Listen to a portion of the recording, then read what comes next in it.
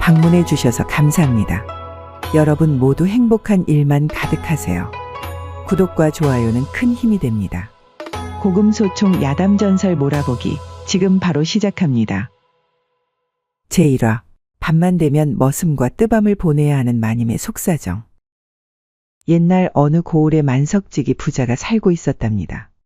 그런데 언제부터인가 부잣집 대감이 시름시름 앓기 시작했는데 얼마 지나지 않아 목숨이 경각에 달할 정도로 위태로운 지경에 이르게 되었지 뭐겠습니까? 건강 하나는 남부럽지 않던 서방님인데 어찌 이리 알아누워 있으신게요. 이럴 거면 못하다고 허구한 날 산삼에다 뱀술이며 온갖 귀한 보약이란 보약은 다 드셨단 말이오. 다 허사요, 허사. 어서 일어나시오, 어서. 대감 가시면 나는 하루도 못 산단 말이오. 남편의 깊어지는 병세에 정신줄을 놓고 깊은 슬픔과 절망에 빠진 마님까지 울며 까무러치기를 여러 날 반복하니 집안 사람들 모두 마님의 안위까지 걱정하는 지경에 이르게 되었죠. 이러다 대감마님의 안방마님까지 자칫하면 함께 가시겠구먼 그래. 저리도 가슴 절절한 부부가 어디 있단 말인가. 하늘도 무심하시지 말이야. 더군다나 전국 팔도에 이름난 의원이란 의원을 죄다 불러 진맥을 잡히고 세상 용하다는 약이란 약은 다 써보았지만 병세가 호전되기는커녕 오히려 그 증세가 날이 갈수록 심각해졌으니 도무지 뾰족한 수도 찾지 못하고 그저 상치를 날만 기다리고 있었답니다. 아니 병명도 알아내지 못해 치료도 제대로 못해. 명이라는 것들이 죄다 돈만 비싸게 받아쳐먹을 생각만 하고 병 고칠 생각은 하더라느니 몽땅 잡아다 매질을 해야 정신을 차릴 것이구먼. 그러게 말일세. 어찌 이리도 다들 실력이 형편없단 말인가 글쎄. 허준 선생이 아시면 당장이라도 깨어나 경을 칠 일일세 그려. 조선의 명의는 어디 가서 다 죽었단 말인가? 명의는 무슨 얼어 죽을. 그렇게 안타까운 시간만 야속하게 흘러가던 어느 날이었습니다. 머슴 돌쇠가 안방마님을 다급히 찾아와 말하는 것이었습니다. 마님, 헉헉, 마님, 헉헉헉. 이놈아, 헐떡거리지 말고 숨 좀 고르고 말하거라. 헉헉거리는 모습이 좀 거시기 하구나. 그게 말입니다. 쇳내가 산에 나무하러 갔다 사냥꾼들한테 얻어들은 얘기가 있사온데. 무슨 얘기라고 이리 호들갑이냐. 유난 떨지 말고 제대로 고해보거라. 알겠습니다.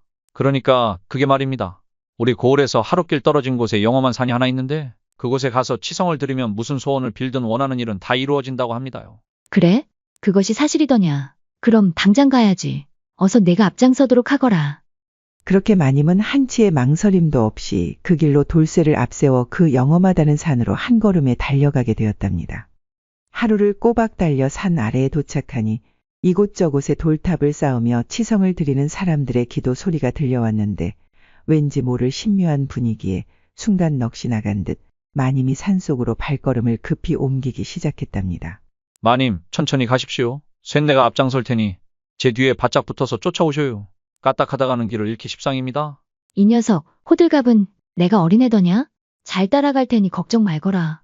그렇게 한참을 걸어 산 중턱에 수풀이 우거진 골짜기 끝에 다다르게 되었는데 마침 앞이 보이지 않을 정도로 안개가 자욱하게 피어올라 더 이상 걸음을 옮길 수가 없게 되었답니다. 마님, 앞이 보이지 않으니 쇳내의 바지춤을 잡으십시오. 돌쇠 이놈, 개수작 부리지 말거라. 아이고, 아닙니다 마님. 길이 험해 그러는 것이니 어서 잡으십시오. 허튼 수작 부릴 생각은 아예 하지 말거라. 길이 위험해 잡는 것이니. 알겠느냐? 자, 여기 이렇게 잡으시면 되는구먼요. 결국 돌쇠의 바지춤을 끌어 잡은 마님은 더듬더듬 발걸음을 훑어가며 안개 속을 헤쳐나가고 있었습니다. 얼마나 안개를 뚫고 길을 걸었을까. 하얀 벽마냥 눈앞을 가리던 안개가 일순간 사라지는가 싶더니 눈앞에 장관이 펼쳐지는 것이 아니겠습니까? 여기가 대체 어디대요? 살다 이런 광경은 처음이구먼요. 마치 무릉도원에 온 듯한 착각을 불러일으켰는데 기암절벽을 타고 흘러내리는 폭포수며 신묘한 괴석들 사이사이 피어난 꽃들이 바람에 하늘거릴 때마다 흩날리는 꽃가루들로 황홀경이 따로 없지 뭐겠습니까? 바로 이곳이구나 돌쇠야. 우리가 치성을 드릴 곳이. 길한 기운이 뼛속까지 느껴지니 필시 소원을 들어주실 것 같구나. 어서 자리를 마련하거라 어서. 알겠구먼요. 잠시 후 계곡 한 모퉁이 바위 동굴에 자리를 잡은 마님이 곧장 치성을 드리기 시작했답니다. 비나이다. 우리 서방님 좀 살려주소. 제발 좀 살려주소. 단 1년만이라도 좋으니 제발 우리 서방님 좀 깨어나게 해주시오. 그렇게 몇 날 며칠 밤낮도 없이 지극정성으로 치성을 드린 지 닷새가 지날 때였답니다. 여느 날과 다름없이 동굴 안에서 치성을 올리고 있던 마님이 그날따라 연일 이어지는 강행군이 힘들었던지 순간 고꾸라져 잠이 들고 말았는데 그 잠깐 사이에 기묘한 꿈을 꾸게 되었답니다. 기암괴석이 빽빽한 산봉우리에 안개가 자욱이 내려앉고 세찬 바람이 몰려오는가 싶더니 불현듯 웬 백발노인이 나타나서는 이렇게 말하는 것이었습니다. 나는 이 산을 지키는 산신이니라. 내 너를 며칠 동안 지켜보고 있었느니라. 남편을 위해 지극정성 몸을 아끼지 않고 치성을 드리는 너의 모습이 갸륵하여 이리 직접 너를 보러 온 것이니라. 꿈인지 생시인지 모를 상황에 놀란 마님이 산신이란 말에 냉큼 머리를 조아리고 절을 하니 산신이 나지막이 말하였답니다. 이제부터 남편을 살릴 방도를 너에게 알려줄 테니 명심하도록 하거라. 네, 남편을 살릴 방도라고요? 무엇이든 말씀해 주시지요, 산신령님. 너의 남편이 지금 사경을 헤매는 이유는 바로 마구니 때문이니라. 오래전부터 너를 사모하고 있던 마구니 하나가 너와 함께 있는 남편을 시샘하여 그를 병들게 만든 것이니라. 마군이라니요, 산신령님. 아무리 질투가 나도 그렇지 서방님에게 왜 그런단 말입니까? 차라리 저에게 해코지할 일이 아니랍니까? 너를 사모하는 마구니가 너는 다치게 하고 싶지 않으니 그 저주를 너의 남편에게 돌린 것이 아니겠느냐? 그럼 이제부터 제가 어떻게 하면 되나요? 간단한 이치 아니겠느냐? 너의 곁에 남편이 있다는 이유로 마구니가 저주를 날렸으니 너의 곁에 다른 사람을 두어 남편 대신 저주를 맞게 하면 될 것이 아니겠느냐? 그렇게만 된다면 너의 남편이 저주에서 벗어날 수 있을 것이니라. 다른 사람을 제 곁에 둔다는 말씀은 혹시 그렇지. 그대가 지금 생각하는 그것이 맞느니라. 지금 당장은 너에게 가당치도 않은 일일 수 있겠으나 남편을 살리기 위해서는 지금으로선 그 방법이 유일하구나. 그렇게 할 수 있겠느냐? 산신의 말에 잠시 머뭇거리던 마님이 결심한 듯 말했답니다. 지금 따지고 자시고 할 시간이 없지 않사옵니까? 남편을 살리는 일이라면 뭐든지 할 것입니다. 더 자세히 말씀해 보시지요. 그러면 좋다. 결심이 선 것 같으니 잘 듣거라. 그대는 이 시간 이후로 산을 즉시 내려가 건장한 산에 하나를 물색하거라. 그리고 그 산에와 열흘간 하루도 거르지 말고 매일 밤 격렬한 밤을 보내야 하느니라. 딱 열흘이면 충분할 것이다. 다시 한번 말하지만 매일매일 정해진 시간에 뜨거운 밤을 함께 보내야 하느니라. 뜨거운 밤이라고요? 실제로 몸을 섞으라는 말씀이신지요? 그렇지. 신용만 하는 것으로는 마구니가 속지 않을 것이 분명하느니라. 오히려 자신을 속이려 든다는 눈치를 챌 수 있으니 실제와 다름이 없어야 하지. 아주 격정적으로 실제 부부처럼 관계를 가져야 하느니라. 알겠느냐? 자칫 마구니에게 흠이라도 잡힌다면 너의 남편은 물론 너와 잠자리를 함께한 사내조차 목숨을 보장받지 못할 것이니 부디 명심하거라. 외간 남자와 정을 통해야 한다니 남편을 두고 어찌. 남편의 목숨이 달린 일이니라. 원치 않는 게냐? 그것이. 아니옵니다. 서방님을 살리는 일인데 꼭 그렇게 할 것이옵니다. 그렇게 완벽하게 속일 수만 있다면 마구니의 저주는 필시 그 사내에게 옮겨가 너의 남편은 병마에서 벗어날 것이니라. 허나, 남편은 살게 되지만 저와 몸을 섞은 사내는 어찌 되는 것입니까? 건장한 사내라면 마구니의 저주라고 해도 한동안은 버텨낼 수 있을 것이니 그것은 나에게 맡기고 심혈을 기울여 대상을 물색해야 하느니라. 그러더니 산신이 환약 하나를 여인에게 건네주며 다시 말을 이어갔답니다.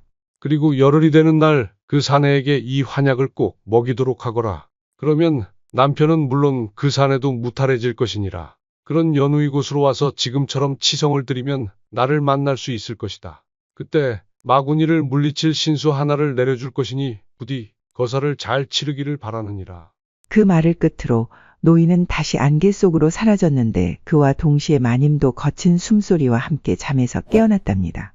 참으로 이상한 꿈이로구나. 어찌 이리도 생생하단 말인가. 내가 며칠 좀 무리를 한 모양일세 그려.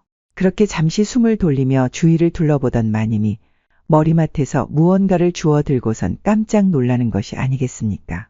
그것은 바로 꿈속에서 산신이 건네준 환약이었답니다. 아니 이것은 진정 꿈이 아니었구나. 산신께서 실제 나타나신 것이었어. 어서 산을 내려가 서방님을 살리러 가야겠어 어서. 돌쇠야, 어서 산을 내려갈 채비를 하거라 어서. 지금 당장 말입니까요? 그래, 지체할 시간이 없으니 어서 서두르거라. 알겠습니다, 마님. 뭔 일인데 이리도 급하시대? 그렇게 하루를 꼬박 걸어 집에 당도하니 다음날 아침이었는데 온 집안이 어수선한 것이 무슨 큰일이라도 난 것 같았답니다. 무슨 일인데 이리도 소란스럽더냐? 마님, 이제 오시면 어찌하옵니까? 하마터면 대감마님께서 운명할 뻔하시지 않으셨겠습니까요? 어서 대감마님께 가보시어요. 뭐라, 서방님이.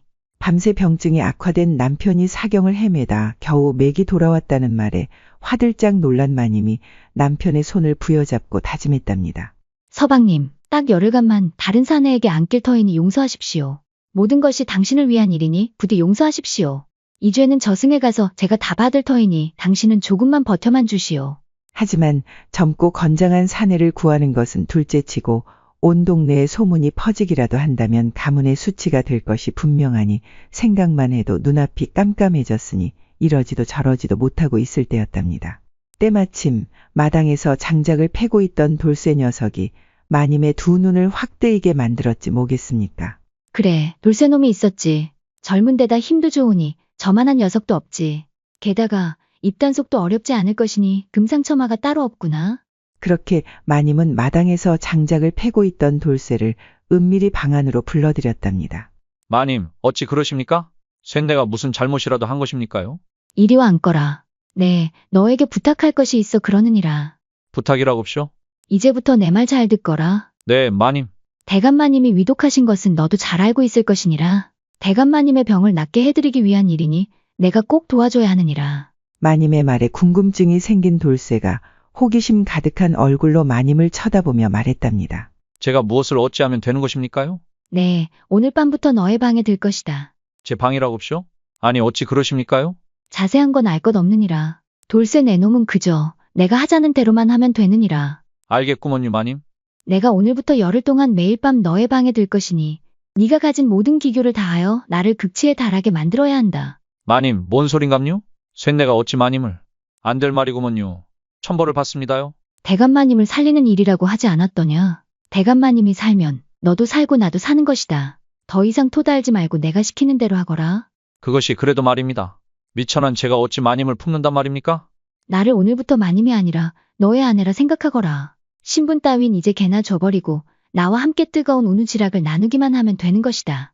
어찌할 바를 몰라 한참을 망설이던 돌쇠가 결심한 듯 말했답니다. 알겠습니다요. 마님의 명을 어찌 거역하겠습니까요? 따르겠습니다요. 잠시 후 방을 나와 생각해보니 갑작스럽긴 하지만 왠지 모를 흥분감에 오늘 밤이 기대되기 시작하였답니다. 어차피 한번 사는 인생인데 뭐 별거 있으려고 그냥 인생 한 방인 거지. 천하디 천한 내가 언제 저 아리따운 마님 같은 여자를 품어보겠냔 말이지. 에라이 모르겠다. 그냥 될 대로 되라지. 그리고 그날 밤 예정대로 마님이 머슴의 방으로 조용히 찾아왔답니다. 그래, 마음의 준비는 다 되었느냐? 준비할 게 뭐 있겠습니까요. 그냥 최선을 다할 뿐이구먼요. 제가 아는 모든 기교를 부려 마님을 보내드리겠구먼요. 이놈 말은 잘하는구나. 기왕지사하기로 한 것이니 우리 함께 극치를 맛보자꾸나. 조금의 부족함 없이 격정적으로 해야 하느니라. 알겠느냐? 걱정 붙들어 매시고 어서 이리 오셔요. 그렇게 그날 밤 마님과 머슴은 신분의 차이도 잊은 채 밤새도록 불타는 장작마냥 시뻘건 열기를 뿜으며 뜨겁게 불타올랐답니다. 다음 날 아침이 되어서야 마님은 겨우 안방으로 돌아올 수 있었는데 녹초가 된 몸을 채 가누지도 못하고 방바닥에 대자로 턱하고 드러눕더니 힘없이 중얼거렸답니다. 돌쇠 이놈, 밤새도록 나를 가만 놔두질 않는구나. 젊은 놈이 혈기가 왕성해도 너무 왕성하니 열흘을 어찌 버틸지 걱정이구나. 하지만 그래도 어쩌겠는가. 대감마님을 살리기 위해서는 이 정도는 감수해야지. 그건 그렇고 피곤한 것 같으면서 개운한 이 기분은 뭔지 모르겠구먼 글쎄. 그렇게 중얼거리는 것도 잠시 새근새근 코를 골며 하루 종일 깊은 잠에 빠져들었답니다. 그리고 밤이 되자 다시 돌쇠의 처소로 들어가 어제와 같은 밤을 보냈답니다. 그러기를 꼬박 열흘째. 마침내 마지막 밤이 되었습니다. 그날 밤 역시 몇 번의 격렬한 우누지락 뒤에 돌쇠와 마님이 가쁜 숨을 몰아쉬며 여운을 만끽하고 있을 때였답니다. 마님이 돌쇠의 입에 도사가 준 환약을 넣어주며 말했답니다. 돌쇠야, 어서 이것을 삼키거라. 이것이 무엇입니까요? 일단 삼키거라. 나를 오래 보고 싶거들랑. 네가 이것을 먹어야 하느니라. 이거 먹으면 거시기 하는 건감요? 그래 이놈아. 돌쇠가 환약을 삼키는 것을 확인한 마님이 말했답니다. 오늘이 우리가 약속한 마지막 날이로구나. 짧으면 짧고 길면 긴 시간 부부처럼 우리 많은 사랑을 나누었구나. 돌쇠야, 내일부터는 많은 것이 달라질 것이야. 그것이 무슨 말씀인지? 이제 곧 알게 될 것이야. 마님, 왜 그런데요? 아무것도 아니다. 이 밤이 얼마 남지 않았구나. 우리 마지막 밤을 이리 보내선 안 되지. 어서 다시 시작하거라. 쉼 없이 밤새도록 즐기자꾸나. 마님, 달립니다요. 홍콩 보내드리겠구먼요. 그렇게 마지막 밤이 지나고 아침이 밝았습니다. 그런데 여종 하나가 헐레벌떡 달려와서는 마님을 다급히 부르는 것이 아니겠습니까? 마님, 안방마님, 큰일 났사옵니다. 왜 이리 호들갑이냐? 난 날이 깨서. 답답하구나. 어서 말해보거라. 그게 대감마님께서 깨어나셨습니다요. 뭐라? 오랜 기간 자리에 누워서 의식불명이던 남편이 정신을 차렸다는 소식에 마님은 버선발로 뛰쳐갔답니다. 서방님, 괜찮으시오. 정말 다 나으신게요? 부인 보면 모르시오. 이제 다 나은 것 같소. 못 본 사이 더 이뻐졌구려 그래. 서방님도 참, 그런 농담이 지금 나오십니까? 이제 걱정하지 마시구려. 이리 와보시오. 한번 안아보게. 아잉. 마님은 눈앞에서 멀쩡히 웃고 있는 남편을 보니 그저 감개무량할 뿐이었답니다. 산신령의 말이 사실이었어. 어쩜 이리도 감쪽 같을까. 반신반의하던 저 자신이 부끄럽사옵니다. 남편의 병이 다 나았다는 기쁨도 잠시, 마님은 서둘러 채비를 차리고는 산신이 일러준 대로 다시 산으로 올라가 치성을 올렸답니다. 치성을 올린 지 얼마 지나지 않자 과연 산신이 약속한 대로 마님의 눈앞에 나타났답니다. 산신령님, 제 서방이 깨어났는데 이제부터는 어찌해야 하는 것이옵니까? 열흘간 내 말을 잘 따라주어 고맙구나. 고생이 많았을 터 내 너에게 신수를 내어줄 것이니 어서 가서 마구니를 퇴치하거라. 그러더니 산신이 휘파람을 불었는데 어디선가 송아지만한 하얀 개 한 마리가 순식간에 달려와서는 마님 앞에 앉아 꼬리를 살랑살랑 흔드는 것이 아니겠습니까? 자세히 보니 눈이 셋 달린 개였는데 예사롭지 않은 개임에는 틀림없어 보였답니다. 이 녀석으로 어쩌라는 것이옵니까? 이 개는 구마견이라고 하는데 눈이 세 개라 마구니를 볼 수 있느니라. 그 녀석이 집으로 들어가는 순간 마구니가 숨은 곳이 들통나 바로 도망칠 것이야. 그러면 다시는 너희 집안에는 얼씬도 하지 않을 것이니라. 감사합니다. 이 은혜 평생 잊지 않겠나이다. 마구니를 집에서 완전히 내쫓기 전까지는 끝나도 끝난 것이 아니니라. 환약이 마구니의 저주를 막아주는 데에는 한계가 있으니 어서 서둘러 집으로 돌아가야 한다. 그렇지. 돌쇠 녀석이 위험한 것을 내 간과하고 있었어. 그렇게 서둘러 집에 도착한 마님은 구마견을 집안에 풀어놓았답니다. 한참을 집안 이곳저곳을 돌아다니던 구마견이 위패를 모셔놓은 집안 사당에 갑자기 멈춰서더니 사당 문을 향해 사납게 지저대기 시작하는 것이었습니다. 이를 지켜보던 마님이 조심스럽게 사당 문을 열자 소름 끼치는 비명소리와 함께 시커먼 연기가 쏜살같이 사당 문을 빠져나와서는 순식간에 담장을 넘어 저 멀리 사라져 가는 것이 아니겠습니까? 그제서야 날카로운 구마견의 울부짖는 소리가 멈추더니 얌전히 앉아 꼬리를 살랑살랑 흔들며 마님을 쳐다보는 것이었습니다.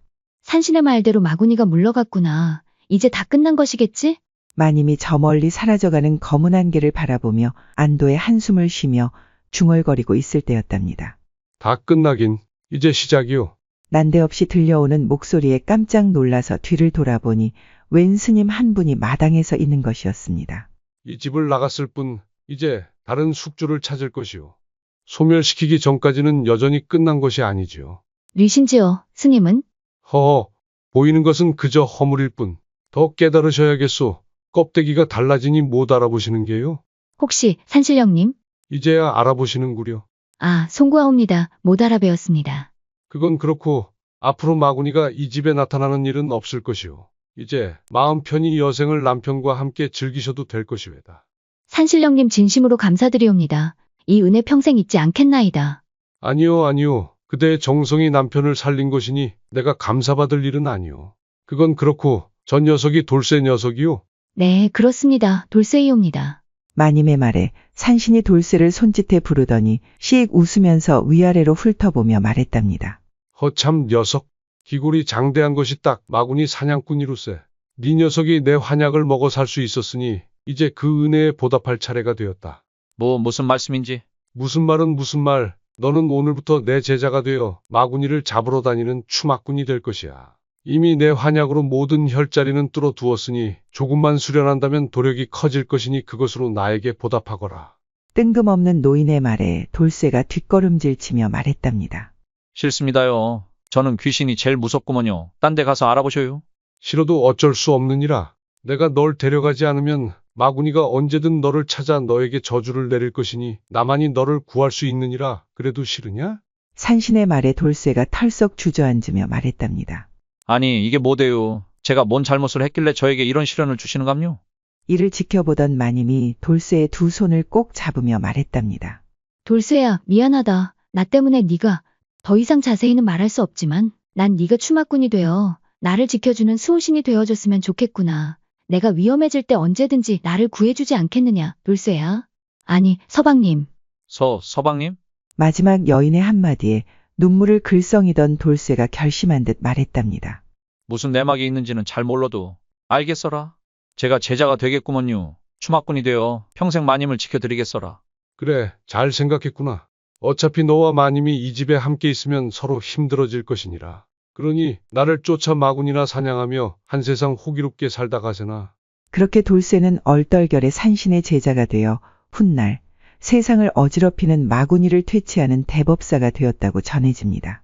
마님의 집안 역시 마구니가 물러간 뒤부터 모든 일이 잘 풀리고 큰 재물은 물론 관운까지 뒤따랐으니 결국에는 조선 팔도에서 손꼽히는 명문가로 그 명성을 떨치게 되었으니 자손대대로 흥성했다 전해집니다. 제2화 동굴 속에서 피어난 마님과 머슴의 사랑 이야기. 옛날 어느 고을의 명문가의 자손인 서결이라는 자가 살고 있었답니다. 재력은 물론 조정에서도 손에 꼽힐 만큼 권세를 등에 업고 있는 인물로 그 어느 누구도 그를 함부로 하는 이가 없었죠. 나는 새도 떨어뜨릴 만큼 그 위세가 하늘을 찔렀으니 행실은 거칠었고 아나무인이 날이 갈수록 커져만 갔답니다. 아니, 내가 말이야. 자기보다 직급이 높은데도 나를 하대하니 참으로 기가 막힐 노릇일세. 어찌 하겠는가 말일세. 대단한 가문의 자손이 아닌가 말이야. 임금조차도 절절 매시는데 우리가 어찌 하겠는가. 참으시게. 허참, 우리도 사대부 집안의 자식인데 대단한 인물 나셨네 그려. 그런 그에게는 아리따운 부인이 하나 있었는데 영의정의 첫째 여식으로 스물이 되던 해 어쩔 수 없이 그 사내와 혼인을 하게 되었답니다. 사연인즉슨 절세가인으로 소문난 여인에게 반한 양반과 자제들이 죄다 그녀에게 정혼을 넣기 위해 줄을 서고 있었죠. 그런데 이를 지켜보던 서결이의 간계로 울며 겨자 먹기로 혼인을 올린 것이었죠. 내가 가지고 싶은 것은 임금이 것이라고 해도 내가 가질 것이야. 네가 아무리 영의정의 딸이라고는 하나 사내와 상통한 여인이라는 소문이 난다면 그 누가 너와 혼인을 하려고 들 것인가 말이지. 이제부터 넌 내 것이야. 그의 계획대로 저작거리에 영의정의 첫째 여식이 사내와 정을 통했다는 소문이 삽시간에 퍼졌는데 하루가 멀다 하고 들어오던 혼처가 일순간 뚝 끊기더니 그 어느 곳에서도 정혼을 청하는 집안이 없을 지경에 이르렀답니다. 대감, 이를 어찌합니까? 저작거리에 이상한 소문이 퍼져 있으니 이를 어찌한단 말입니까? 부인은 어찌하겠소? 사실이건 아니건 중요한 것이 아니오. 우리 딸 아이는 이미 사내와 상통한 여자로 소문이 났으니 본래는 둘째치고 가문의 수치가 되지 않을까 오히려 걱정이오. 그럼 우리 딸 아이는 이제 어찌 되는 것이옵니까, 대감? 이 일로 영의정의 집안이 골머리를 앓고 있는 그때였답니다. 하루는 서결이가 영의정을 찾아와서는 정혼을 청하는 것이었답니다. 영의정 나리, 제가 나리의 여식을 처로 삼고 싶으니 허락해 주시지요. 못 들은 것으로 하겠네. 썩 돌아가시게. 평상시 그를 마음에 들어하지 않던 영의정은 단칼에 정혼을 거절하며 그를 쫓아내려 하였답니다. 하지만 그는 더욱 강경하게 영의정을 노려보며 말하였죠. 따님께서 더 큰 수모를 당하길 원하십니까? 영의정 나리. 남자와 상통한 것도 모자라 그 상대가 집안 머슴이라는 소문이 나길 원하시진 않겠지요. 무슨 말을 하는 겐가? 내 딸 아이는 그런 아이가 아니네. 그 입 다물고 썩 내 집에서 나가시게. 제가 그렇게 만들면 그런 것입니다. 아직도 모르시겠습니까? 설마 이 모든 것이 자네 짓이었단 말인가? 이제 이해하셨습니까? 따님은 물론 가문을 지키시려거든 저와 따님의 정혼을 허락하시지요. 결국 가문을 지키기로 한 영의정은 사내의 제안을 받아들이기로 했는데 그 일이 있은 뒤 얼마 지나지 않아 여인과 사내는 혼례를 올리게 되었답니다.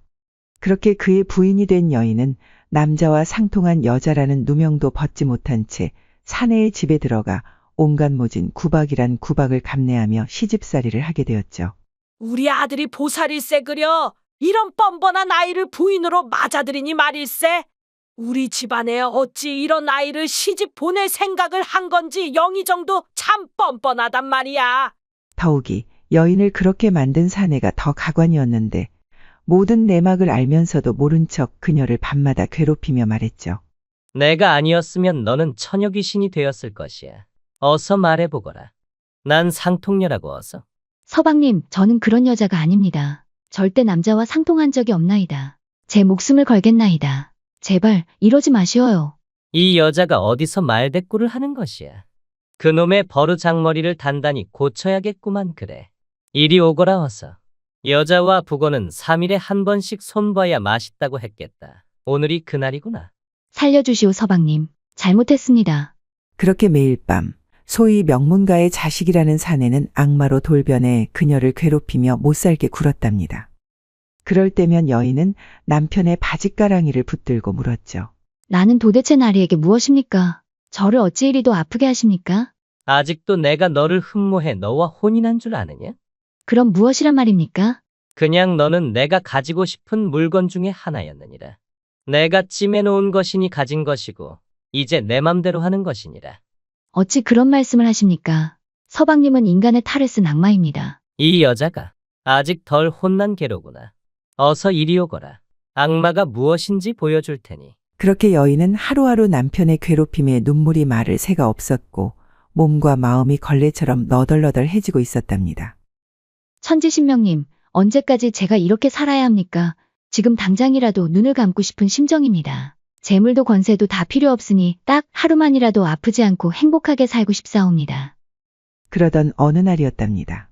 마침 남편이 먼 곳으로 파견 나갈 일이 생겨 최소한 몇 달가량 남편과 떨어지게 되는 일이 있었답니다. 내가 없는 동안에도 허튼 짓 하지 말고 조신하게 기다리고 있으시오. 알겠소? 네, 서방님. 가는 길 무탈하시옵소서. 그녀의 대답엔 그 어떤 떨림조차 없었는데 마치 영혼 없는 인형 같았답니다. 두려움조차 느끼지 못할 정도로 감정은 메말라 있었고 그녀는 그저 뼛속까지 세뇌된 사내의 괴롭힘에 무조건 반응하는 것처럼 보였죠. 그러던 어느 날이었답니다. 집안에서 부리고 있던 돌쇠 녀석이 조심스럽게 다가와 말하는 것이었습니다. 마님, 많이 힘드셨지요. 쇳내가 마님께 드릴 것이 있구먼요. 그러더니 약초 한 뭉치를 건네주며 말하는 것이었습니다. 마님, 이 약초를 잘 우려서 상처에 바르시면 금세 가라앉을 것입니다요. 진작에 드리고 싶었지만 용기가 나지 않았구먼요. 돌쇠의 말에 한동안 멍하니 땅만 바라보던 마님이 초점 없는 눈으로 답했답니다. 그래, 고맙구나 돌쇠야. 몸에 난 상처야 이걸 바르면 낫는다지만 내 마음의 상처는 어이없고. 네, 마님, 무슨 말씀이돼요? 아니다, 그냥 해본 소리니라. 그녀는 돌쇠의 말대로 약을 우려 몸에 난 상처에 발라보았답니다. 그러자 정말 신기하게도 모든 상처가 하루 만에 깔끔하게 치유되어 예전에 그 아름다웠던 피부로 되돌아가 있는 것이 아니겠습니까? 얼마나 신기했던지 당장에 돌쇠를 불러 물어보았답니다. 돌쇠야, 이것 보거라. 멍이며 생채기며 흔적도 없이 사라진 게 보이느냐? 도대체 이런 희귀한 약초는 어디서 구한 것이더냐? 얼마 전에 산에 나무하러 갔다 길을 잃은 적이 있는데 밤길에 돌아오다 그만 승냥이에게 물려 도망치고 있었는데 동굴이 하나 보이길래 몸을 피했습죠. 그 동굴 안에 이 녀석들이 지천으로 널려 있었구먼요. 그러다 정신을 잃고 쓰러졌는데 다음날 일어나 보니 승냥이에게 물렸던 상처가 아무러 있지 뭐겠습니까요. 그래서 집에 가져와 상처가 날 때마다 발랐는데 역시나 금세 나았구먼요. 매번 마님께서 대감 마님께 괴롭힘을 당할 때면 챙겨드린다는 것이 서슬퍼런 대감 마님이 무서워 망설이고 있었구먼요. 송구하구먼요. 그 말을 듣고 있던 여인이 총기가 가득한 눈으로 돌쇠에게 말했답니다. 그래? 그럼 내일 우리 함께 그 동굴로 가보자꾸나. 내 눈으로 직접 봐야겠어. 아이고, 아닙니다요 마님. 필요하시면 제가 가서 약초를 뜯어올 테니 마님은 집에서 편히 계십시오. 길이 험합니다요. 아니다. 약초도 약초지만 마음이 너무 갑갑하여 바람이라도 좀 쐬고 싶어 그런 것이니 돌쇠 니놈이 내일 나를 데리고 가주면 좋겠구나. 그렇게 할 수 있지? 여기 시집 온 이후로 한 번도 집 밖을 나가본 적이 없으니 마치 감옥에서 사는 것 같았느니라. 알겠습니다요 마님. 쇳내가 내일 마님을 모시도록 하겠습니다요. 다음 날이 되자 새벽 떼바람부터 마님이 들뜬 모습으로 돌쇠를 다그치기 시작했답니다. 아직 멀었느냐 돌쇠야? 이러다 늦겠구나. 어서 준비하거라. 아이고 마님, 아직 새벽이구먼요. 잠시만 기다리셔요. 뭐 이리 서두르신데요. 그렇게 마님과 돌쇠는 아침 일찍 약초가 있는 동굴로 향하게 되었답니다. 오랜만에 외출해 마님은 동굴로 향하는 여정이 마냥 즐겁기만 했죠. 하늘이 원래 이리도 푸르고 맑았단 말인가? 지저귀는 산새 소리는 또 어쩜 이리도 청아하게 들리는지. 하물며 길가에 핀 이름 모를 꽃들조차 어쩜 이리도 아름답단 말이냐. 마님, 맨날 보는 하늘이고 맨날 듣는 새소리고 맨날 발에 치이고 밟히는 게 이 잡초꽃 나부랭이들인데 뭐가 그리 좋대요? 이놈아, 누군가에게는 이 모든 것이 그저 감사한 존재일 수도 있느니라. 얼마나 아름다운 세상이더냐. 지금은 마치 내가 깃털이 된 것만 같구나. 이랬거나 저랬거나 마님 웃는 모습 보니까 쇳내도 덩달아 기분이 좋아집니다요. 마음껏 즐기셔요 마님. 평상시 느끼지 못하던 자유와 여유로움에 여인의 마음은 한결 가벼워지기 시작했답니다. 그렇게 얼마나 걸었을까. 지저귀는 산 새소리마저 조용해지고 마님과 돌쇠의 발걸음 소리만 메아리쳐 들려오는가 싶더니 어느 순간 짙은 안개가 온몸을 휘감기 시작하는 것이었답니다. 돌쇠야, 제대로 가고 있는 것이 맞는 것이더냐? 마님, 잠시만 더 걸으시면 괜찮아질 것인께 저만 따라오셔요. 그렇게 얼마를 더 걷다 보니 어느덧 돌쇠가 말했던 그 약초 동굴이 눈앞에 나타났답니다. 마님, 바로 여기구먼요. 사람들의 왕래가 잦지 않은 듯 무성한 칡 넝쿨이 동굴 입구를 감싸고 있었는데 신묘한 분위기를 물씬 풍기고 있었답니다. 안으로 들어서자 여느 동굴과는 다르게 내부가 화사하고 아늑한 것이 마치 사람이 사는 집처럼 느껴지는 것이 아니겠습니까? 온도도 적당하고 통풍이 잘 되어 습하지도 않으니 참으로 쾌적한 동굴이구나. 마치 편안한 고향집 같은 것이 벌써부터 마음이 편안해지는 것 같구나. 맞습니다요 마님. 원래 동굴이라 하면 찬 기운을 머금고 있기 마련인데 이곳은 신기하게도 저기 안쪽 깊은 곳에서부터 따뜻하고 쾌적한 기운이 불어옵니다요. 참으로 신기한 동굴이구나. 참으로 신기해. 그렇게 한참 동안이나 동굴 이곳저곳을 유심히 살피던 마님이 이끼가 폭신하게 깔려있는 한쪽 바닥에 털썩 주저앉더니 말했답니다. 세상 구경하는 게 즐거워 오는 길 내내 쉬는 것도 잊었더니 다리가 너무 아프구나. 여기서 좀 쉬어야겠어. 여기까지 오신다고 힘드셨죠? 잘 보시면 마님이 앉아있는 그 이끼들이 제가 간밤에 드렸던 약초구먼요. 그랬구나. 이 이끼들이 모두 약초들이라니. 동굴 구석구석에 지천으로 널린 것이 어쩜 이리도 많단 말이냐? 치유 효능이 있는 것 같으니 조금만 앉아 계시면 금세 피로가 가실 것이구먼요. 그러고선 주섬주섬 보따리를 풀더니 간식으로 챙겨온 음식을 마님 앞에 꺼내 놓았답니다. 마님, 이거 좀 드셔보셔요. 여기까지 오시느라 시장하실 거구먼요. 자, 드셔요. 이런 것까지 준비했구나 녀석. 기특도 하지. 아니구먼요. 뭐 이 정도 가지고 그러시는감요. 어서 드셔요. 너도 이리 와서 같이 먹자꾸나. 아니구먼요. 저는 괜찮어라. 마님 다 드시고 남는 거 먹으면 되니까 먼저 드셔요. 이 녀석. 같이 먹자니까. 어서 이리 오거라. 아닙니다요 마님. 쇳내가 어찌 마님과 겸상을 합니까요. 저는 괜찮은 게 먼저 드셔요. 좀 이따 먹을게요. 이 녀석이 이리 오래도 내 명을 거역하는 것이냐? 괜찮으니 어서 이리 와서 너도 먹거라. 알겠구먼요. 그렇게 두 사람은 함께 간식을 먹으며 도란도란 이야기도 주고받고 알콩달콩 즐거운 시간을 보내게 되었죠. 얼마나 시간이 흘렀을까. 동굴 내부를 감싸고 있던 포근함 때문인지 나른해진 두 사람은 자연스럽게 폭신한 이끼를 베개 삼아 몸을 이었답니다. 돌쇠야, 얼마만인지 모르겠구나. 이렇게 행복한 시간은 시집 온 이후로 한 번도 느껴보지 못한 이 기분을 어떻게 표현해야 할지 모르겠구나. 마님, 언제든지 말씀만 하셔요. 쇳내가 오늘처럼 마님을 모시고 이곳으로 오겠구먼요. 그렇게 하겠느냐? 물론이구먼요. 마님만 원하신다면? 그런 말이다. 서방님도 몇 달간 집을 비우실 테니 우리 매일 이곳으로 와서 오늘처럼 이렇게 시간을 보내는 건 어떻겠느냐? 매일이라고쇼? 그래, 매일 말이다. 서방님이 돌아오시면 나는 또. 그렇게 말을 잇지 못하고 시무룩해진 마님을 보던 돌쇠가 웃으며 말했답니다. 그래요, 마님. 마님이 싫다고 할 때까지 매일매일 매시고 올 테니 각오하셔요. 자, 약속해요. 그렇게 손도장까지 찍은 마님과 돌쇠는 서로를 바라보며 한박웃음으로 화답을 했답니다. 정말이지 남편과 살면서 내가 짐승보다도 못한 삶을 살고 있다는 처참한 생각만 들었는데 오늘 너와 함께 이곳에 있으니 정말이지 내가 살아있음을 느끼는구나. 다행이구먼요. 언제나 고통스러운 표정을 짓고 계시던 마님이 나쁜 생각을 할까 매일 걱정했는디 이렇게 행복하게 웃고 계시는 모습을 보니 쇳내가 오히려 행복해지는구먼요. 고맙구나, 돌쇠야. 그날 이후 하루하루 함께 보내는 시간이 늘어난 마님과 돌쇠 사이에는 묘한 감정이 싹트기 시작했답니다. 돌쇠와 있으면 내가 살아있음을 느끼는구나. 저 아이가 나의 서방이었으면 얼마나 좋았을까. 그래도 지금은 돌쇠 너와 함께 있는 것만으로 만족해야지. 마님, 제가 천한 신분으로 태어나지만 않았다면 분명 마님을 제 아내로 삼았을 것이구먼요. 이 사모하는 마음을 어찌하오리까. 하지만 즐거움이 있으면 그 끝도 있는 법. 시간은 야속하게 흘러 어느덧 출타했던 남편이 돌아올 날짜가 코앞으로 다가왔답니다. 내일 모레면 서방님이 돌아오시는데 이 무간지옥의 굴레를 어찌 벗어날꼬. 돌아올 남편 생각에 마님은 무거운 돌에 짓눌리는 듯한 고통으로 눈앞이 깜깜해지고 숨조차 제대로 쉴 수가 없게 되었죠. 더 이상 그렇게 살 수는 없어. 다시는 내 영혼이 다치는 삶을 살고 싶지 않아. 이곳을 벗어나야 해. 그리고 다음 날 마님은 여느 때처럼 돌쇠와 함께 약초 동굴로 찾아갔답니다. 하지만 평소와는 달리 마님의 낯빛이 어두워 보이고 초조해 보이는 것이 아니겠습니까? 이에 마음이 쓰인 돌쇠가 중얼거렸답니다. 오늘따라 마님의 얼굴에 수심이 가득하구나. 이제 곧 돌아오실 나으리 때문이겠지. 내가 뭐라도 해드리면 좋은디 뭘 어찌한단 말이오. 그렇게 한동안 고개만 숙인 채 아무 말 없던 마님이 마침내 입을 열었답니다. 돌쇠야, 나는 돌아가지 않을 것이야. 그 지옥으로 절대 가지 않을 것이야. 어디를 말입니까요, 마님? 서방이 사는 집으로 돌아가지 않을 것이란 말이다. 그 악마가 사는 집으로 말이야. 마님, 어찌 이러신데요? 집으로 안 가시면 어쩌겠다는 말씀이세요? 돌쇠야, 우리 함께 도망치지 않겠느냐? 나와 함께 살아보고 싶지 않느냐? 마님, 큰일 날 소리를 하십니다요. 쇳내가 어찌 감히.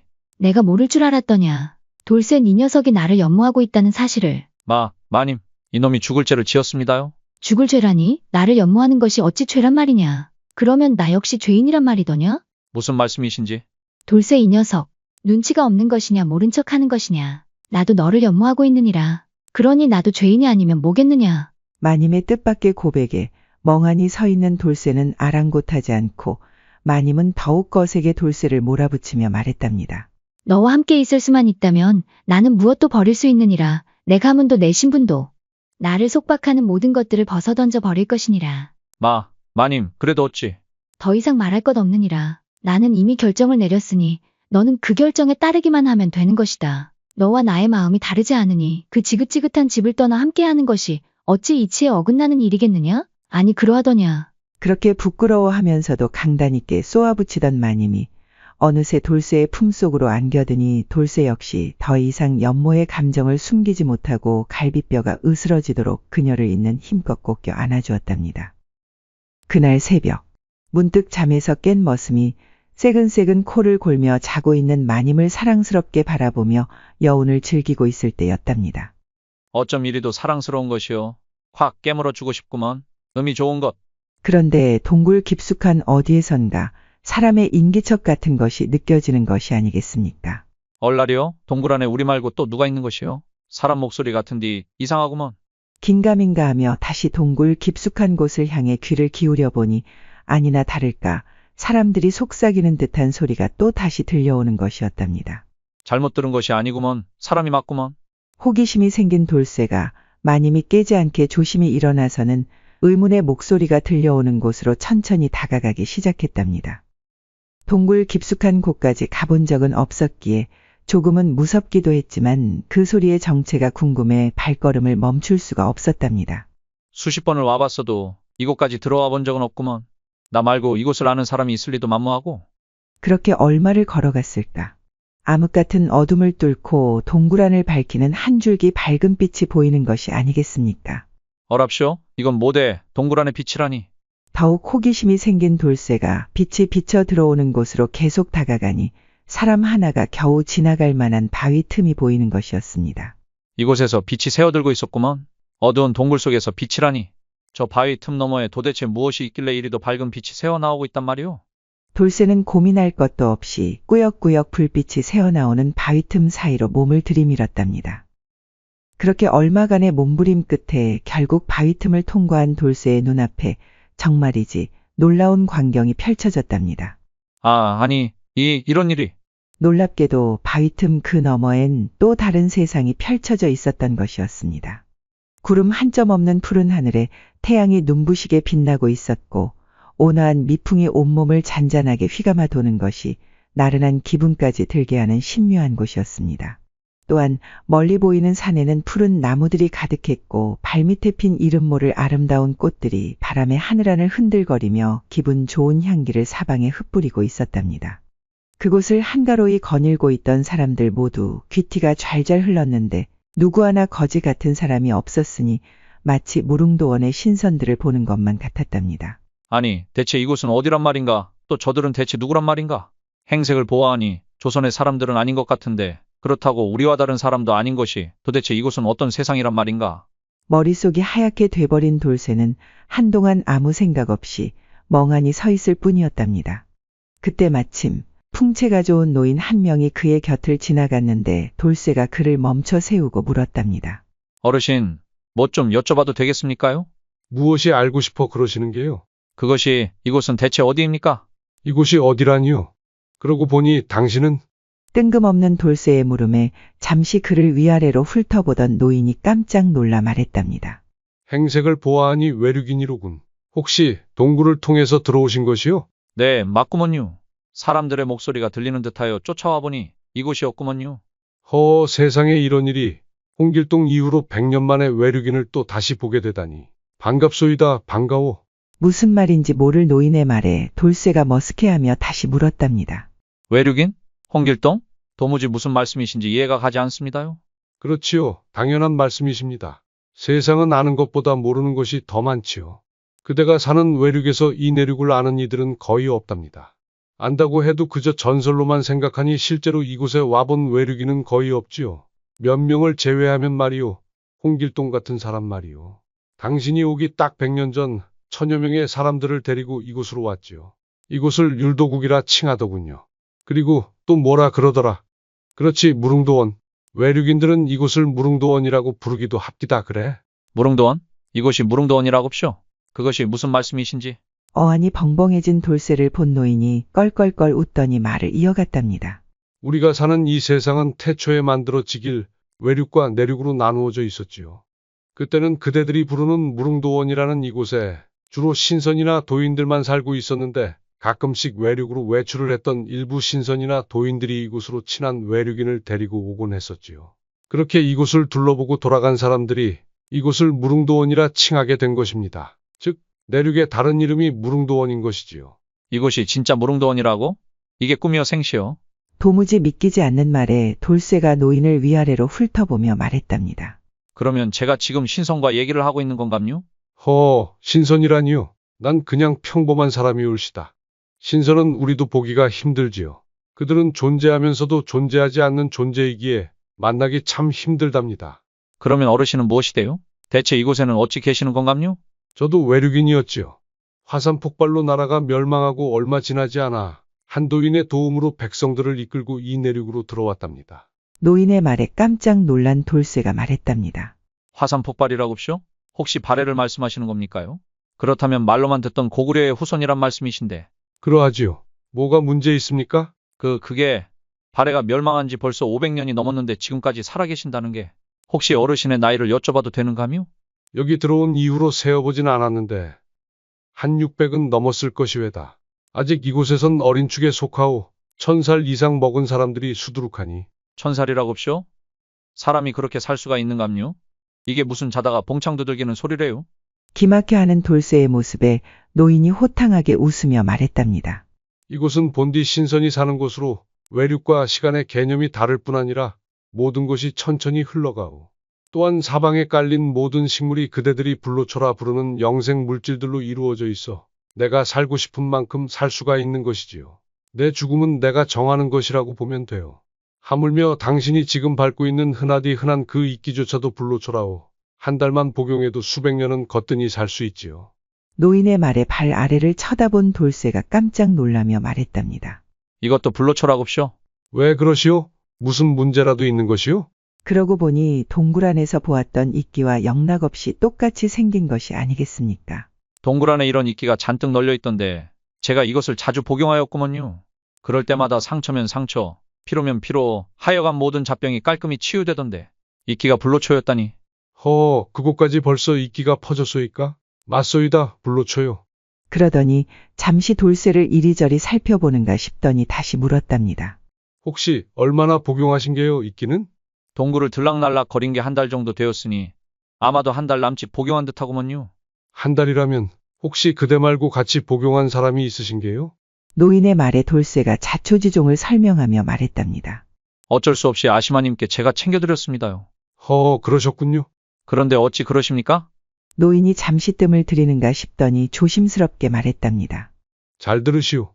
이곳의 모든 식물들은 불로초이기는 하나 외륙에서는 이곳과 다른 환경 때문에 오히려 독으로 작용할게요. 잠시 동안은 치유 능력이 생긴 것 같이 보일 수 있으나 얼마 지나지 않아 분명 독으로 변해 급사를 맞이할 것이외다. 한 달 이상을 복용하셨다고 하니 이거 더 큰일이오. 노인의 말에 깜짝 놀란 돌쇠가 말했다. 어르신, 안 됩니다요. 미천한 저는 상관없지만 우리 아시마님은 절대로 이렇게 죽어선 안 되는구먼요. 이제 겨우 불행에서 벗어나려는 사람인데 안 되는구먼요. 어르신, 방법이 없겠습니까요? 돌쇠의 간곡한 부탁에 노인이 말했답니다. 한 가지 방법이 있긴 한데 무엇입니까요? 시키는 대로 할 것이구먼요. 어서 방도를 알려주셔요, 제발. 그렇다면 그대와 아시마님 둘 다 외륙을 버리고 내륙에 사시면 될 것이 아니겠소. 참 쉽죠?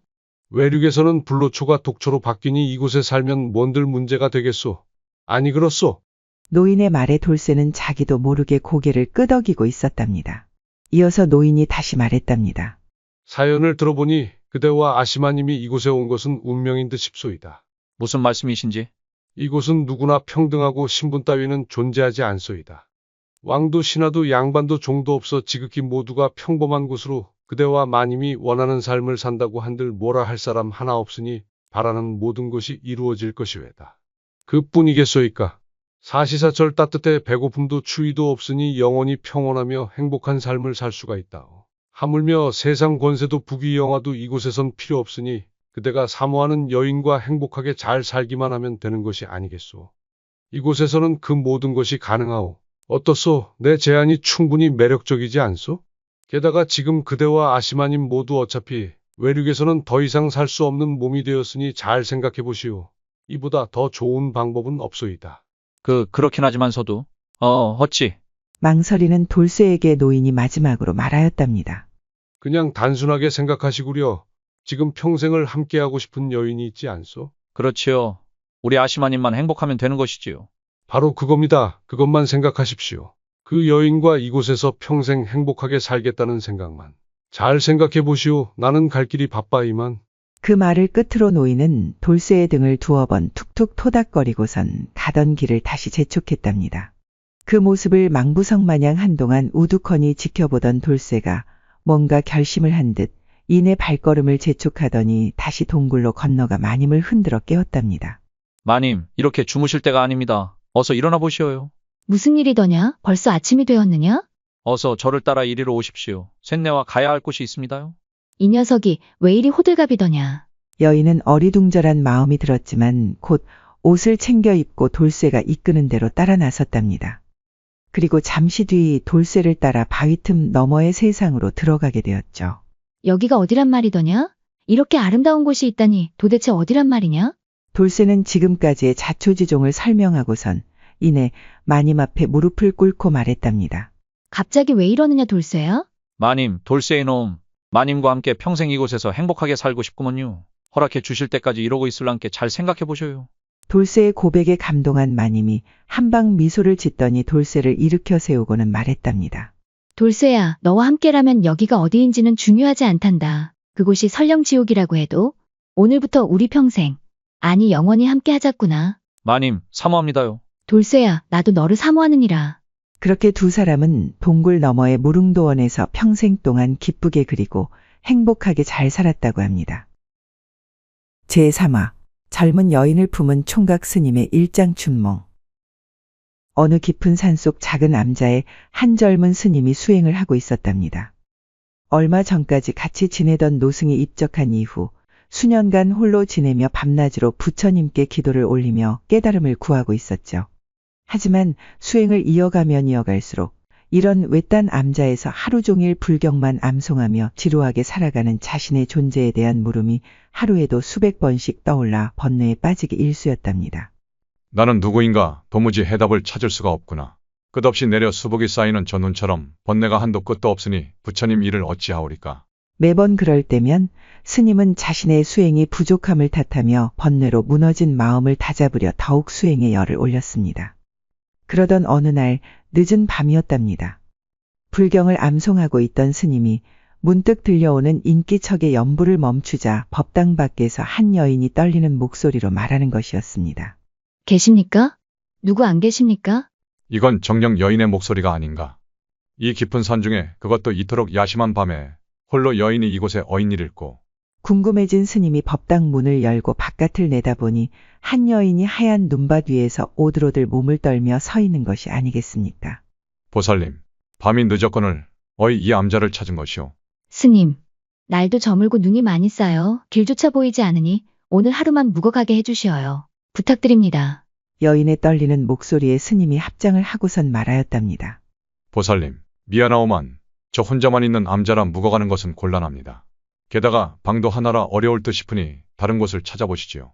그 말에 여인이 통사정하며 말했답니다. 스님, 더 이상 걸을 힘도 남아있지 않사온데 아무것도 보이지 않는 이 엄동설 안에 저보고 다른 곳을 찾아보라시면 그냥 나가 죽으라는 소리 아니십니까? 잠시라도 좋으니 몸만 좀 녹이고 가게 해주시어요. 덜덜 떨며 통사정하는 여인을 바라보며 이러지도 저러지도 못하는 스님을 향해 여인이 더욱 간절한 눈빛으로 말했답니다. 저는 어느 사대부 집안의 딸로 한순간 역적으로 몰려 멸문지화를 당하는 와중에 홀로 집안을 빠져나와 이리저리 헤매다 이곳 암자까지 흘러오게 된 것입니다. 더 이상 제가 갈 곳이라곤 없으니 부디 가엾게 여기시어 하룻밤만이라도 좋으니 제발 재워주시지요. 안 그러면 이곳에서 그냥 얼어 죽어버릴 것이옵니다. 그 말에 스님은 더 이상 거절을 하지 못하고 여인을 방 안으로 들였답니다. 보살님, 저 아랫목에 가서 어서 몸 좀 녹이시오. 이 추운 날씨에 이 차림으로 지금까지 살아있는 게 용하오. 어서 가서 누우시오. 지칠 대로 지친 여인은 더 이상 말할 힘도 없었는지 스님이 시키는 대로 아랫목으로 가서 이불을 폭 뒤집어 쓰고는 한동안 웅크리고 누워 있었는데 얼마 지나지 않아 새근새근 코까지 골며 자기 집처럼 편안히 자는 것이 아니겠습니까? 많이 피곤했던 모양이네 그려. 저리도 곤히 자니 말일세. 거참. 그러더니 그새 부엌으로 가서는 아궁이에 장작을 더 넣어 구들장이 식지 않도록 하고선 다시 방으로 돌아와 자세를 고쳐잡고 이내 불경을 암송하기 시작했답니다. 시간이 얼마나 흘렀을까? 스님의 연불 소리가 잦아들고 차가운 눈 바람 소리만이 들리는 그때였답니다. 아랫목에서 자고 있던 여인이 구들장 바닥이 뜨거웠던지 이불을 냅다 걷어차고선 벌러덩 누워 있었는데 여인의 옷매무새가 여기저기 말려 올라가 하얀 속살이 그대로 드러나 있는 것이지 뭐겠습니까? 얼떨결에 이를 본 스님의 얼굴이 갑자기 벌겋게 달아오르더니 아무 말도 못하고 뒤돌아 벽만 연신 뚫어져라 쳐다보며 거친 숨을 몰아쉬기 시작했답니다. 헉. 아니, 부처님 관세음보살님. 진정하자. 그렇게 겨우 마음을 진정시킨 스님이 다시 이불을 덮어주려 여인에게 다가간 순간 겨우 진정된 마음이 터질 것처럼 다시 뛰는 것이 아니겠습니까? 지금껏 맡아보지 못한 여인의 향기로운 채취며 새하얀 피부결과 도톰한 입술은 제 아무리 오랜 수행을 한 고승이 온다고 해도 당장 품어보지 않고는 못 베길 정도로 매혹적이었기 때문이죠. 스님은 그런 여인의 모습을 머릿속에서 몰아내기 위해 두 눈을 질끈 감고 다시 불경을 암송해 보았답니다. 나무아미타불, 아누나미타불. 부처님 이 중생을 구원하소서. 아미나무아불. 하지만 암송할수록 꼬여만 가는 불경 구절이 스님의 마음을 대변하니 이 어찌하리요. 그렇게 스님은 머릿속으로 아니 된다 수없이 되뇌었지만 가슴속에 봉인해 두었던 마구니가 깨어나는 것을 막기에는 역부족이었답니다. 결국 봉인 해제된 마구니의 지배력에 스님은 그만 여인을 품에 안고 말았답니다. 으악 부처님. 이제 저도 도저히 못 참겠나이다. 무엇이 옳은지 이제 모르겠사옵니다. 이 여인을 품고 타락한다고 해도 한번 품어보고 나락으로 가겠나이다. 마침 비몽사몽 눈을 뜬 여인 역시 그런 스님을 거부하지 않았으니 두 사람은 어느새 불타오르는 장작처럼 활활 타오르기 시작하였죠. 그렇게 두 사람은 실타래처럼 서로 얽히고 설키기 시작하더니 결국 서로 한 몸이 되어 녹아내렸답니다. 그렇게 뜨거운 둘만의 시간은 밤새도록 멈추질 않았으니 동이 트고 늦은 아침이 되어서야 겨우 두 사람은 녹초가 된 몸을 바닥에 눕히고 달콤한 잠에 빠져들 수 있었답니다. 얼마 뒤 스님이 눈을 떴을 때는 이미 해가 중천에 떠 있을 때였는데 암자 밖에서는 산새 지저귀는 소리로 떠들썩한 것이 어제와 다르지 않은 풍경이었답니다. 하지만 상쾌한 아침의 기운과는 달리 간밤의 일로 허탈해진 스님은 맥 빠진 목소리로 나지막이 중얼거리며 스스로를 자책하기 시작하는 것이었습니다. 모든 것이 이제 다 숲으로 돌아갔구나. 하룻밤이면 끝날 일을 십수년을 번뇌와 싸워가며 그리도 악착같이 붙들어 잡고 있었단 말인가. 모든 것이 헛된 짓이었도다. 그 말을 듣고 있던 여인이 스님을 따뜻하게 안아주며 말하였답니다. 이런들 어떠하고 저런들 어떠하겠습니까? 부처님을 따르는 것도 즐거운 일이지만 속세에도 얼마든지 행복하고 즐거운 일들이 많으니 기왕지사 저와 일이 되었으니 이것 또한 부처님의 뜻이라 생각하고 소녀와 함께 행복한 삶을 살아가지 않으시렵니까? 그 후 얼마 뒤 환속한 스님과 여인 두 사람은 정식으로 부부의 연을 맺고 속세에서의 삶을 시작하게 되었죠. 다행스럽게도 집안을 빠져나올 때 챙겨온 여인의 폐물을 팔아 넉넉하지는 않지만 그럭저럭 끼니 걱정은 하지 않고 살 수 있었답니다. 그렇게 시간은 흘러 어느덧 두 사람 사이에 아이까지 태어나고 소소하지만 나름 행복한 삶이 이어졌죠. 하지만 몇 해 지나지 않아 극심한 가뭄이 온 나라를 황폐하게 만들었는데 먹을 것이라고는 풀뿌리와 나무 껍질뿐이었고 그마저도 바닥이 난 상태였답니다. 스님 부부 역시 가진 재산 모두 바닥난 지 오래이고 식량마저 다 떨어져 이제는 그저 생명이 다하기만을 기다릴 뿐이었죠. 그러던 어느 날 여인이 웬 고깃국을 끓여서 가져오는 것이 아니겠습니까? 아니 부인, 이 시국에 고깃국이 어디서 나셨소? 그러자 아무 말 없이 여인이 머리를 싸매고 있던 천을 풀었는데 여인의 풍성했던 머리카락이 한 올 남김없이 다 깎여나가고 맨살만 하얗게 드러나 있는 것이었습니다. 부인, 머리가 어쩐 일이오? 우리 집에 돈 되는 물건은 이미 다 팔았으니 마지막으로 제가 갖고 있던 이 머리카락을 잘라 내다 팔고 이 고기를 장만해 온 것이니 마지막으로 배불리 먹어나 봅시다. 그렇게 마지막 식사 후에 한 달이 채 못 돼 부부의 아이 또한 여느 아이들과 마찬가지로 배고픔을 이기지 못하고 그만 세상을 떠나버리고 말았답니다. 그렇게 소중한 아이를 땅에 묻은 뒤 여인이 슬픈 눈으로 남편을 바라보며 말했답니다. 우리가 처음 만난 그날 암자에서 우리 아주 행복했었지요. 우리 둘 다 젊고 아름다웠으며 생기가 넘쳤었는데 하지만 지금은 나도 당신도 가죽과 뼈만 남아 산송장이나 다름없는 몰골이 되어 마지막 갈 날만 기다리고 있으니 인생이 무상합니다 그려. 여보, 이제 우리 그만 헤어져서 각자의 길을 갑시다. 더는 내 몸뚱이가 흉해져 가는 꼴을 당신에게 보이고 싶지 않습니다. 또한 시간이 지날수록 우리 둘 다 굶주린 금수처럼 변해 서로를 못 잡아먹어 으르렁거릴 텐데 그 꼴을 어찌 보겠소. 그나마 이 정도라도 사람의 형상을 하고 있는 지금 헤어져서 각자 마지막 날을 맞이하도록 해요. 아내의 말에 남편은 눈물을 머금고 아무 말 없이 고개만 끄덕였답니다. 그렇게 여인과 헤어진 그는 sak풍이 몰아치는 어느 산속을 무작정 헤매며 머물 곳을 찾아다녔답니다. 그러다 바위 절벽 근처에서 운 좋게 동굴을 하나 발견하게 되었는데 그 안으로 들어가자마자 기력이 다했는지 그대로 엎어져 정신을 잃게 되었답니다. 얼마나 시간이 지났을까? 얼굴을 간지럽히는 햇살과 소란스럽게 지저귀는 새소리에 그가 정신을 차렸는데 놀랍게도 그가 있는 곳은 동굴이 아닌 예전에 그 암자의 바로 그 작은 방이지 뭐겠습니까? 이게 도대체 무슨 일이지? 방문을 열고 뛰쳐나와 이리저리 둘러보아도 예전에 그 암자가 틀림없고 물 위에 비친 자신의 모습을 보아도 모든 것이 그 여인을 만나기 전과 똑같지 않겠습니까? 순간 뭔가에 한 방 맞은 듯 땅바닥에 털썩 주저앉은 스님이 멋쩍은 듯 머리를 극적거리며 한탄하는 것이 아니겠습니까? 모든 것이 다 꿈이었단 말인가? 여인도, 아이도, 그날 밤도 이 모든 것이 다 허상이었단 말인가? 모든 것이 허상이로다. 허상이로세 나무 아미타불 관세음보살. 그랬답니다. 이 모든 것이 분명 꿈이었습니다. 하룻밤의 짧은 꿈. 그렇게 젊은 스님은 하룻밤 짧은 꿈을 통해 자신을 괴롭혀온 지긋지긋한 정념의 실체가 실은 허상일 뿐이며 육신의 쾌락은 그저 허망한 망상이라는 것을 깨닫게 되었던 것이죠. 그날 이후 젊은 스님은 더욱 수행에 정진하여 훗날 명나라는 물론 일본에서도 숭상하는 명승이 되었다고 전해집니다. 제4화 밤만 되면 자지러지는 총각머슴의 안타까운 사연. 옛날 어느 고을에 부유하기로 소문난 한 양반이 살고 있었답니다. 그는 후처까지 들여 2명의 부인과 함께 살고 있었죠. 하지만 둘째 부인이 집안에 들어오고 얼마 지나지 않아 제대로 된 재미도 못 본 채 그만 주인 양반이 세상을 떠나고 말았지 뭐겠습니까. 그렇게 졸지에 과부 신세가 되어 독수공방하게 된 두 여인이었지만 어쩐 일인지 걱정과는 달리 두 마님의 낯빛에는 외로운 기색이라곤 전혀 눈 씻고 찾아볼 수가 없었습니다. 오히려 날이 갈수록 얼굴이 환하게 피는 것이 주인 양반이 살아있을 때보다도 웃음이 더 많아지고 심지어 화색까지 돌았으니 마치 사랑에 푹 빠진 새색시 같았지 뭐겠습니까. 이보시게, 두 분 마님이 어찌 저리도 기분이 좋으시단 말인가? 꼭 그 짓에 재미 붙인 여편네처럼 실실 웃고 다니지 않는가? 주인마님 돌아가신 지 얼마나 됐다고? 슬퍼해도 모자를 판 아닌가 말이야. 낸들 그 이유를 알겠는가?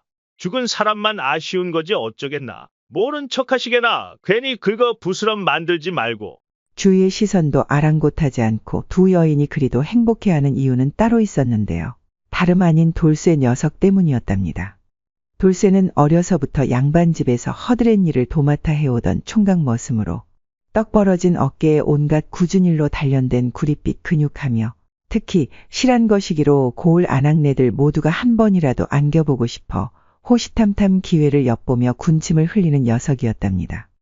그런 돌쇠를 가만 놔둘 리 없는 두 마님 역시 양반이 죽고 나자 매일 밤 각자의 방으로 그 녀석을 불러 쾌락을 맛보았는데 하루도 쉬는 날이 없을 정도로 그 재미에 푹 빠져 있었죠. 영감한테서 맛보지 못한 것을 내가 느끼게 해주니 지금 죽어도 여한이 없겠구나. 부자면 못하겠느냐. 이런 맛이 없거늘. 내가 돌쇠 내놈 덕에 사느니라. 어서 더 꼭 안아보거라. 갈비뼈가 으스러지도록. 큰 마님 덕에 쇳내 자지러지겠구먼요. 역시 젊어서 그런지 이놈이 지치지도 않는구나. 내일은 술과 고기로 몸보신 시켜줄 테니 절대 멈추지 말거라. 어서 달리거라. 술과 고기보다는 작은 마님이 제 몸에 보약이구먼요. 호호호호, 이 녀석 말도 참 능글맞게 잘하는구나. 이렇게 매일 밤 2명의 마님을 상대하면서 돌쇠 역시 나름 만족스러운 일상을 보내고 있었습니다. 하지만 과유불급이라고 했나요? 이런 격한 날들이 몇 달째 계속되자 돌쇠의 기력은 점점 달리고 그 다부지던 몸도 앙상하게 말라 뼈가 도드라져 보일 정도였답니다. 심지어 거시기의 힘도 잘 들어가지 않았으니 돌쇠는 점점 걱정이 되기 시작하였답니다. 어미 힘든 것, 좋은 것도 하루 이틀이지 이러다가 제명에 죽돌 못하겠구먼. 병강세가 온다고 해도 매일 밤 요렇게럼 두 여인을 상대하다가는 결국에 사달이 날 것이야. 그러던 어느 날이었습니다. 여느 날과 다름없이 밤새도록 두 마님을 상대한 돌쇠가 동이 트자마자 쉴 틈도 없이 지친 몸을 이끌고 땔감을 구하러 산으로 가게 되었답니다. 얼마쯤 가다 보니 우거진 나무 사이로 하얀 연기가 피어오르는데 그 모습이 마치 자신을 오라 유혹하는 듯하니 돌쇠는 자기도 모르게 그 연기가 나는 곳으로 걸어가게 되었답니다. 잠시 후 연기가 나는 곳에 도착해 보니 전에는 보지 못했던 자그마한 암자 하나가 보이는 것이었습니다. 얼라리요? 매번 나무하러 갈 때만 해도 못 보던 암잔디. 뭔 일이래? 그렇게 돌쇠가 뻥진 모습으로 암자에 들어서니 늙은 노승이 툇마루에 앉아 한가로이 차를 마시고 있었는데 그 모습이 마치 신령이 환생한 듯하니 돌쇠는 연신 눈만 끔뻑끔뻑하며 두리번거릴 뿐이었죠. 내가 기가 허해져서 그런가? 지금 이게 생시여 꿈이여? 그런 돌쇠의 모습을 본 스님이 손짓하며 말했답니다. 처사님, 이리와 차나 한잔하면서 잠시 쉬어가시오. 어서 이리와 앉으시오. 스님의 나긋하고 메아리치는 목소리에 홀린 듯 돌쇠는 스르륵 이미 자기도 모르게 암자 툇마루에 한 자리 차지하고 앉았답니다. 그렇게 스님이 내어주는 차를 한 잔 마시니 온몸이 나른해지고 아늑한 느낌마저 드는 것이 간밤의 피로는 온데간데 없고 몸이 가벼워지는 것 같았답니다. 차 맛이 어떠하신지요, 처사님? 아이고, 미천한 제가 차 맛을 어찌 알겠어요. 향이 좋아서 그냥 취하는 것 같구먼요. 벌써 차 맛을 익히셨네요. 그러면 된 겁니다. 그러더니 잠시 돌쇠의 모습을 위아래로 훑어보던 스님이 말했답니다. 그런데 말입니다, 처사님. 말끝을 흐리는 스님의 눈치를 보던 돌쇠가 조심스럽게 물었습니다. 왜 그런데요, 스님? 실은 처사님이 여기 들어올 때부터 유심히 살펴보고 있었는데. 왜 그런데요? 제 얼굴에 뭐가 묻었남요? 그런 게 아니라 처사님 안색이 매우 좋지 않습니다, 그려. 필시 무슨 일이 있는 것 같은데 신뢰가 되지 않는다면 소승에게 근자에 있었던 일을 소상히 말씀해 보시지 않겠소? 스님의 말에 잠깐 뜸을 들이던 돌쇠가 잠시 후 스님에게 그동안에 있었던 일을 자세히 털어놓기 시작했답니다. 그런 일이 있었군요. 처사님의 이야기를 듣고 보니 아무래도 못된 마구니가 지금 장난을 치고 있는 듯합니다. 지금처럼 계속하다가는 까딱하면 처사님의 목숨까지 앗아갈 녀석인 것 같구려. 마구니에다 목숨이라고쇼? 아이고 스님, 제 나이 이제 겨우 23살이구먼요. 제발 좀 살려주셔요. 제발. 깜짝 놀란 돌쇠가 안절부절 못하더니 연신절을 하며 살려달라 부탁하자 스님이 그를 진정시키며 차근차근 말하였답니다. 처사님, 오늘 밤은 원래 늘 해오던 대로 차례차례 두 마님을 상대하십시오. 단, 평상시보다 더 격렬하게 상대해야 합니다. 두 마님이 정신을 못 차릴 정도로. 그리고 녹초가 돼 정신을 못 차릴 때 두 마님의 음부에서 탈락한 음모를 몰래 한 가닥씩 챙겨두십시오. 그리고 내일 그것을 나에게 가져오면 처사님의 살 방도를 제가 알려드리리다. 꼭 내가 시킨 대로 하셔야 합니다. 아시겠지요? 두 마님의 터럭만 가져오면 되는 거죠? 그렇소. 하지만 절대 대충대충 해서는 아니 돼요. 아주 격렬하게 최선을 다해서 해야 합니다. 그래야 강제로 뽑지 않고도 터럭이 자연스레 탈락이 될 것이오. 자칫 강제로 뽑았다 마구니가 눈치채게 되면 처사님이 해를 당할 수도 있으니 부디 명심하시기 바랍니다. 알겠구먼요. 스님이 시킨 대로 하겠구먼요. 그럼 부디 조심해서 거사를 치르시기 바랍니다. 그렇게 산에서 내려온 돌쇠는 스님의 당부를 머릿속에 되뇌이며 밤이 깊어지기를 기다렸습니다. 이윽고 밤이 되자 돌쇠는 마음을 굳게 먹고 두 마님의 방을 번갈아 찾아가 상대하기 시작했습니다. 평상시와 다른 돌쇠의 격렬한 몸놀림에 두 마님 모두 자지러지기 시작하였는데 온 집안이 떠들썩할 정도였죠. 아니, 돌쇠야 오늘은 유난히 더 좋구나. 오늘 무슨 날이더냐? 큰 마님, 그냥 즐기셔요. 돌쇠야, 오늘 너무 색다르구나. 작은 마님, 말 달립니다요. 그렇게 두 마님을 녹초로 만든 돌쇠는 슬그머니 눈치를 보다 방 안에 떨어진 큰 마님과 작은 마님의 음모를 몰래 챙겨 동이 트기만을 기다리고 있었답니다.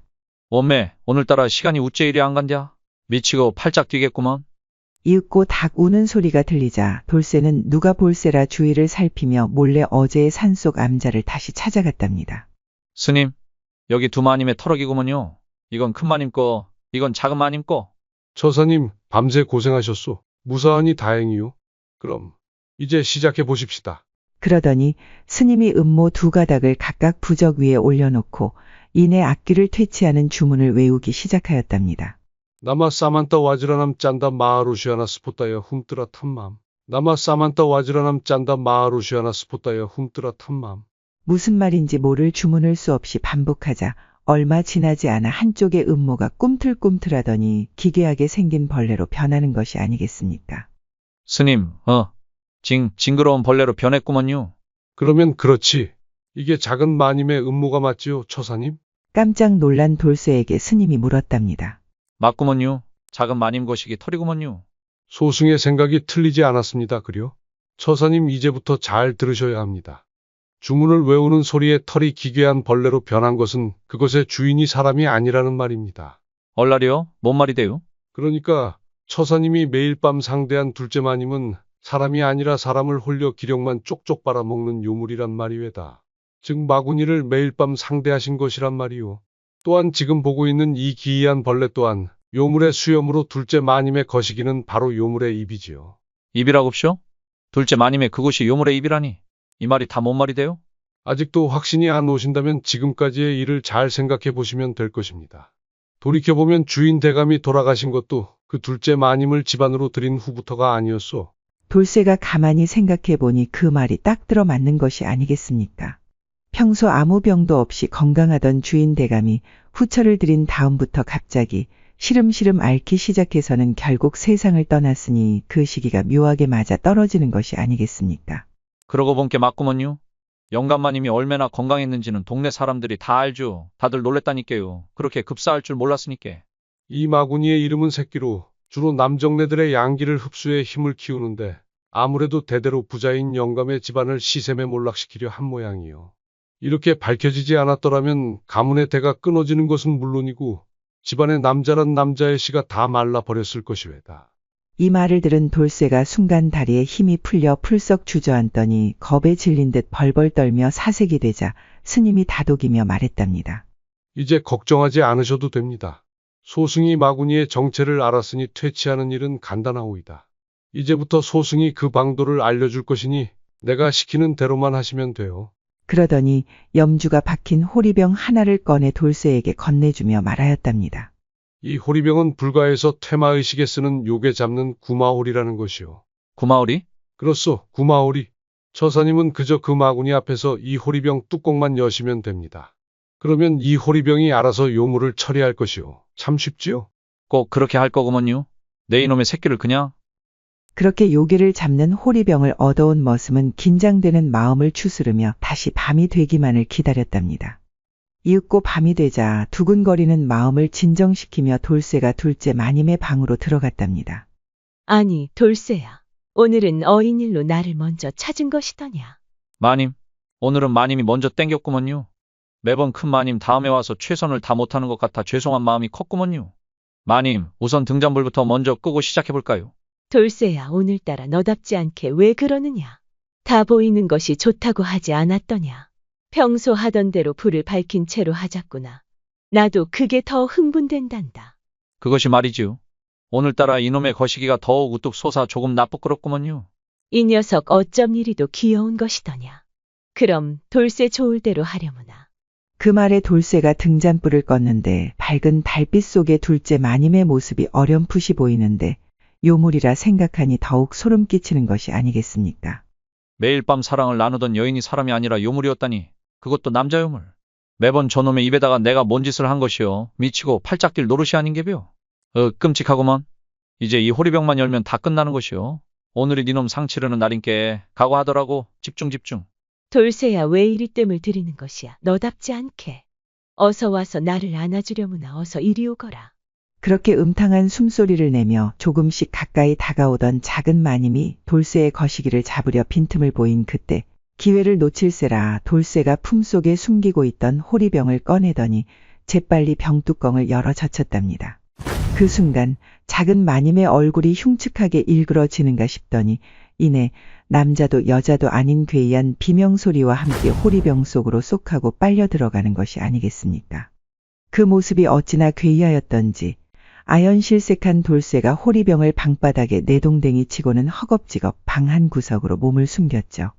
얼마나 시간이 지났을까? 한동안 요동치던 호리병이 잠잠해지자 방 한 모퉁이에서 벌벌 떨며 상황이 끝나기만을 기다리던 돌쇠가 호리병을 잡아들고 잽싸게 병뚜껑을 닫았답니다. 돌쇠야, 이 무슨 소란이더냐? 괜찮은 것이더냐? 때마침 방문 밖에서 들려온 큰 마님의 목소리에 돌쇠는 그만 다리에 힘이 풀려 그 자리에 풀썩 주저앉고 말았답니다. 마님, 무서워 죽는 줄 알았구먼요, 마님. 돌쇠는 아이처럼 와락 큰 마님에게 안기더니 떨리는 목소리로 그동안 있었던 일을 설명하기 시작했습니다. 한참을 돌쇠의 말을 듣고 있던 큰 마님이 요물이 들어있는 호리병을 냉큼 잡아들더니 말하였답니다. 우리 집안에 이런 마구니가 끼어 있었다니. 돌쇠 내 녀석 덕분에 가문이 살 수 있었으니 정녕 너는 가문의 은인이구나. 그렇게 돌쇠와 큰 마님은 언제 난리가 있었냐는 듯 조금 전에 난리는 아랑곳하지 않고 또다시 뜨겁게 사랑을 나누며 밤을 지새웠죠. 다음날 날이 밝자 돌쇠와 큰 마님은 함께 암자를 찾아가 스님께 감사의 인사를 올렸습니다. 스님 감사합니다. 저희 가문을 구해주셨습니다. 이 어찌 보답해야 할지요. 아니요, 소승이 한 일이 뭐가 있겠소. 다 처사님이 하신 일입니다. 앞으로 처사님을 지금보다 더 아끼고 소중히 여기시길 바랍니다. 스님, 여기 요물이 들어있는 호리병입니다. 어허, 처사님 아주 잘하시었소이다. 이 요물은 부처님의 법대로 처리하겠소. 그리고 두 분께 드릴 것이 있소. 그러더니 스님은 마님과 돌쇠에게 옥으로 만든 염주를 하나씩 건네며 말하였답니다. 내 일전에 처사님의 말을 듣고 혹시나 해서 두 분의 사주를 한번 풀어보았소. 아니나 다를까 두 분은 전생부터 부부의 연으로 맺어져 현생에도 원래는 부부로 다시 만나야 할 운명이었거늘 신분의 벽 때문에 지금까지는 그리 되지 못하였소. 하지만 제가 드린 이 염주를 항시 지니고 다니시면 여느 부부 못지않게 행복한 삶을 사실 수 있을 거외다. 그날 이후 스님의 말대로 머슴과 마님은 신분의 벽을 뛰어넘어 서로를 아끼며 남편과 아내의 도리를 다하였답니다. 그리고 전생에서 못다한 사랑을 밤낮으로 뜨겁게 나누며 행복한 나날을 보내게 되었죠. 그러던 어느 날 돌쇠와 마님이 다시 스님을 찾아갔는데 그 암자가 있던 곳에는 온화한 미소를 짓고 있는 호리병을 든 불상만 덩그러니 서 있을 뿐 그 어떤 것도 보이지 않았다고 합니다. 과연 그날의 노승은 도대체 누구였을까요? 제5화 이것은 어디에 쓰는 물건인고. 어느 시골에 일찍이 남편과 사별하고 홀로 된 청산과부가 살고 있었답니다. 그런데 그 과부에겐 별난 소원이 하나 있었으니 바로 도깨비와 한번 친해보고 싶은 것이었죠. 도깨비와 친구가 된다면 무슨 소원이든 들어달라 청할 수 있으니 튼실한 서방 하나 뚝딱 만들어 달라고 할 셈이었답니다. 하지만 툭하면 심사가 틀어져 논밭은 물론이고 집안의 세간살이까지 쑥대밭으로 만드는 고약한 도깨비를 그 누구도 좋아하지 않았을 뿐더러 쉽사리 친해지는 일조차 어려운 일이었으니 우연한 기회를 바라는 수밖에 없었답니다. 그런 까닭에 매번 밤이면 밤마다 정한수를 떠놓고 기도를 올리며 도깨비와 친해지기 위해 정성을 다하였죠. 비나이다, 비나이다. 천지신명님께 비나이다. 도깨비와 친구가 되고 싶으니 어서 말 좀 전해주시오. 그러던 어느 날 밤이었답니다. 과부가 홀로 방에 앉아 바느질을 하고 있는데 갑자기 휑하고 바람이 부는가 싶더니 방 안에 촛불이 꺼지는 것이 아니겠습니까? 그러더니 잠시 후 과부의 눈앞에 도깨비가 떡하니 서서는 과부를 노려보고 있지 뭐겠습니까? 깜짝 놀란 과부가 쏘스라쳐 짧은 비명을 지르며 말했답니다. 왜 이러시오? 허락도 없이 여인의 방에 함부로 들어오시면 어쩐단 말이오? 냉큼 나가시오. 그 말에 도깨비가 이상한 물건 하나를 방 안에 훌쩍 던져주고는 짧게 말하였답니다. 네 서방이니라. 그 말과 함께 도깨비가 사라졌는데 깜짝 놀란 과부가 정신을 차리고 방바닥을 가만히 들여다보니 남자의 약물같이 생긴 큼직하고 실한 방망이 하나가 놓여있는 것이지 뭐겠습니까? 이를 지켜보던 과부가 헛헛한 웃음을 지으며 말하였답니다. 도깨비조차도 나를 동정하는구나. 서방을 만들어 달라고 하였더니 웬 방망이만 쳐 던져놓고 가는 것이 나를 놀리는 게 아니면 뭐란 말이냐.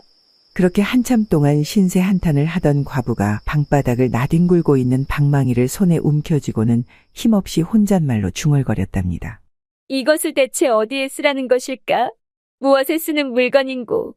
그 말이 끝나기도 무섭게 갑자기 펑하는 소리와 함께 나무 방망이가 일순간에 건장한 총각으로 변하더니 불문곡직하고 과부에게 달려들어서는 겁가나는 것이지 뭐겠습니까? 아이고, 니신데 이러시오. 아이고, 나중내 죽어. 그렇게 정신없이 한바탕 소동이 마무리되고 녹초가 된 과부 옆으로 나무 방망이가 가지런히 누워 있었는데 이를 지켜보는 과부의 눈빛에 애정이 흘러넘쳤으니 나무 방망이를 죽은 서방 보듯 하지 뭐겠습니까? 그렇게 과부는 연신 나무 방망이를 쓰다듬으며 말하였답니다. 과연 도깨비가 서방님을 던져주고 간 것이 맞았사옵니다. 서방님, 앞으로 예를 다하여 정성껏 모시겠사오니 우리 백년해로 해보아요. 그 후부터 과부는 비로소 새 광명을 찾았고 세상에 사는 기쁨을 얻을 수 있었으니 언제나 화색이 얼굴에 넘쳐 흘렀지 뭐겠습니까? 그도 그럴 것이 필요할 때마다 장롱 속 깊숙이 넣어두었던 방망이를 끄집어내어 무엇에 쓰는 물건인고 라고 외치기만 하면 건장한 총각으로 변해 욕구를 풀어주었으니 세상에 이보다 더 귀한 것은 있을 수가 없었죠. 그러던 어느 날 과부가 멀리 볼 일이 생겨 이웃 과부에게 집을 부탁하고 떠나게 되었답니다. 이웃 과부는 별로 할 일도 없고 하여 그 청상 과부의 살림살이나 구경할 겸 과부집에 와서 이리저리 뒤져보게 되었답니다. 마침 과부가 장롱을 열어보았는데 이상 야릇한 물건이 있어 자세히 살펴보니 그 모양이 마치 남자의 약물 같은 것이 아니겠습니까? 호기심이 생긴 이웃 과부가 방망이를 끄집어내어 들고 말했답니다. 이 여편네 외로웠던 모양일세. 이런 걸 숨겨놓고 말이야. 밤마다 이놈을 가지고 얼마나 재미를 볼까 그려. 근데 이딴 방망이로 달랜다고 외로움이 어디 달래지는가. 애만 더 타고 감질맛만 나지. 내가 그 맴을 더 잘 알지 그려. 건장한 사내보다 나은 것은 더 없는 것이지 암. 그렇게 말하더니 방망이를 손에 쥐고 이리저리 살펴보며 말했답니다.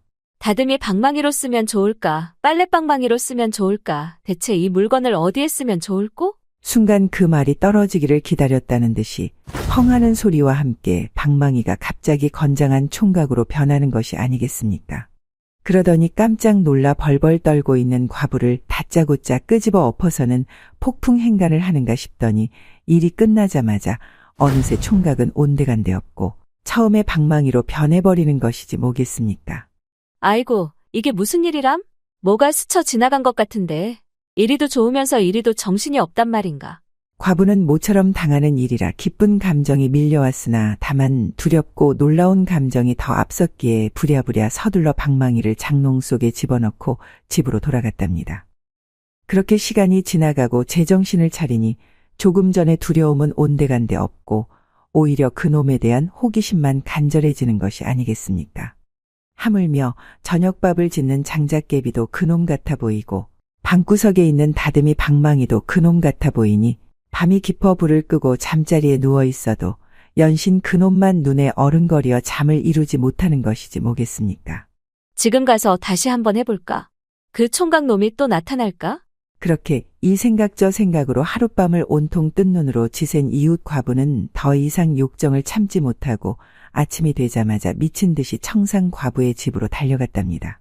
과부는 벅찬 숨소리를 내며 장롱문을 불이 나게 열더니 그놈을 끄집어내어 들고는 어제와 같은 말을 하였답니다. 이것은 무엇에 쓰는 물건인고? 그 말이 끝나기가 무섭게 또다시 건장한 총각이 나타나서 폭풍 행간을 하는데 그 재미가 이루 말할 수 없었으니 온우의 정이 극치에 달하지 뭐겠습니까? 이렇게 재미를 보고 나더니 과부가 욕심이 발동하였던지 그놈을 손에 꼭 쥐고는 한참을 뭐라고 혼자 중얼거리는 것이 아니겠습니까? 어떻게 하면 이놈을 내 것으로 만들까? 달라고 하면 줄까? 그냥 주지는 않겠지? 그럼 같이 가지고 놀자고 할까? 그것도 안 되겠지? 그럼 몰래 가지고 가버려? 아니지. 이내 달려와서 돌려달라 야단일걸. 아이고 나도 모르겠다. 어찌되었든 이 여편네 올 때까지 실컷 재미나 보고 극치나 맛보세. 그날 이후로 이웃 과부는 밤낮을 가리지 않고 생각나는 대로 달려가서 음양의 재미를 보았지 뭐겠습니까. 그렇게 며칠이 지나고 청상과부가 돌아왔답니다. 간만에 만난 두 과부가 그간의 이야기를 주고받으며 한참이나 수다를 떨고 있었는데 이웃 과부가 슬쩍 눈치를 보더니 그간에 있었던 일을 말하자 이내 청상과부가 펄쩍펄쩍 뛰며 화를 내는 것이 아니겠습니까?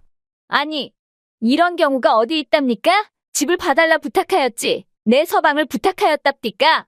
어디서 남의 서방과 오입질을 한단 말이오. 앞으로 내 집엔 얼씬도 마시오. 그렇게 며칠이 지나고 그놈의 생각이 간절해진 이웃 과부가 청상 과부한테 가서 사정사정하며 말하였죠. 성님, 우리 서로 같은 처지끼리 사정 좀 봐줍시다. 내 오늘 그놈이 너무 고파서 그런데 딱 하룻밤만 빌려주시오. 성님도 서방 없는 밤을 잘할 것이 아닙니까? 서로 상부상조하십시다. 저 여편네가 미쳐도 한참이나 미친 게로군. 어디 서방을 빌려가고 빌려주는 법도가 있었는가? 저기 빨래방망이라도 안고 비비고 자든가. 썩 나가시오. 주인 과부가 도저히 부탁을 들어주지 않자 이웃 과부가 끝내 화를 참지 못하고 성깔을 부리며 말했답니다. 이년아! 한번 빌려준다고 그놈이 달아서 없어진다더냐? 아니면 내가 집어 삼키기라도 한다더냐? 어디 두고 보자 이년아! 그렇게 두 과부 사이에 좋지 않은 말이 몇 마디 오가더니 이내 대판거리로 싸움이 벌어졌지 뭐겠습니까. 동네 사람들 모두가 두 과부를 아무리 말려도 온통 듣지 않고 죽기 살기로 싸우지 않겠습니까. 결국 얼마 뒤 이 괴이한 소문은 그 고을사또의 귀에까지 들어가게 되었답니다. 어디 세상에 그럴 리가 있겠는가? 귀신이란 원래 심신에서부터 생기는 것이고 도깨비란 정신이 부실하여 헛것이 보이는 것인데 약물같이 생긴 방망이가 사내로 변한다니 어디서 그따위 헛소문을 듣고 와서 고하는 것이냔 말이다. 사또? 어느 안전이라고 거짓을 구하겠습니까? 이놈이 들은 대로 말씀드리는 것이옵니다. 그놈의 요상한 방망이 때문에 동네가 아주 흉흉하다고 하옵니다. 결국 원님은 사건의 당사자인 두 과부를 관하로 불러들였답니다. 그러니까 너희가 요상하게 생긴 이놈 때문에 싸웠다는 것이 사실이더냐? 네, 맞사옵니다. 네, 맞사옵니다. 그렇게 한동안 두 과부에게 그간의 자초지종을 듣고 있던 사또가 얼척이 없다는 듯 헛웃음을 치며 말하였답니다. 인연들이 여기가 어디라고 허풍을 떠는 것이야, 허풍을. 대관절 이 약물같이 생긴 나무 방망이가 장정이 된다니 그 무슨 궤변이라고 계속 짓거리는 것이더냐? 곤장을 맞아야 정신을 차리겠느냐? 아니옵니다, 나리. 이 방망이가 바로 그 증거이옵니다. 절대 허풍이 아니옵니다. 그럼 이리 한번 가져와 보거라. 이딴 게 뭐가 증거란 말인지 허허참. 과부가 갖다 바친 그 물건을 손에 쥐고 사또가 이리저리 살펴보기 시작했답니다. 모양은 틀림없이 소문으로 듣던 대로 약물의 형상을 하고 있었으나 이 물건이 사람으로 변한다는 사실은 도무지 이해가 되질 않았죠. 한참을 이리저리 살펴보던 사또가 하도 궁금하고 답답했던 나머지 혼잣말로 중얼거렸지 뭐겠습니까. 이것이 대체 뭐라고 그리들 싸우고 난리란 말인가? 도대체 무엇에 쓰는 물건인고? 아뿔싸.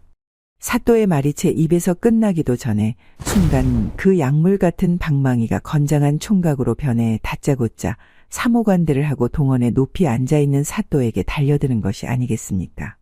황소만한 건장한 총각이 달려드니 사또가 사내라고는 하나 그 힘을 당해내지 못할 노릇이었답니다. 그렇게 여러 사람이 보는 가운데서 사또를 행간한 총각은 일이 끝나자 다시 원래의 약물로 돌아가 버리는 것이지 뭐겠습니까?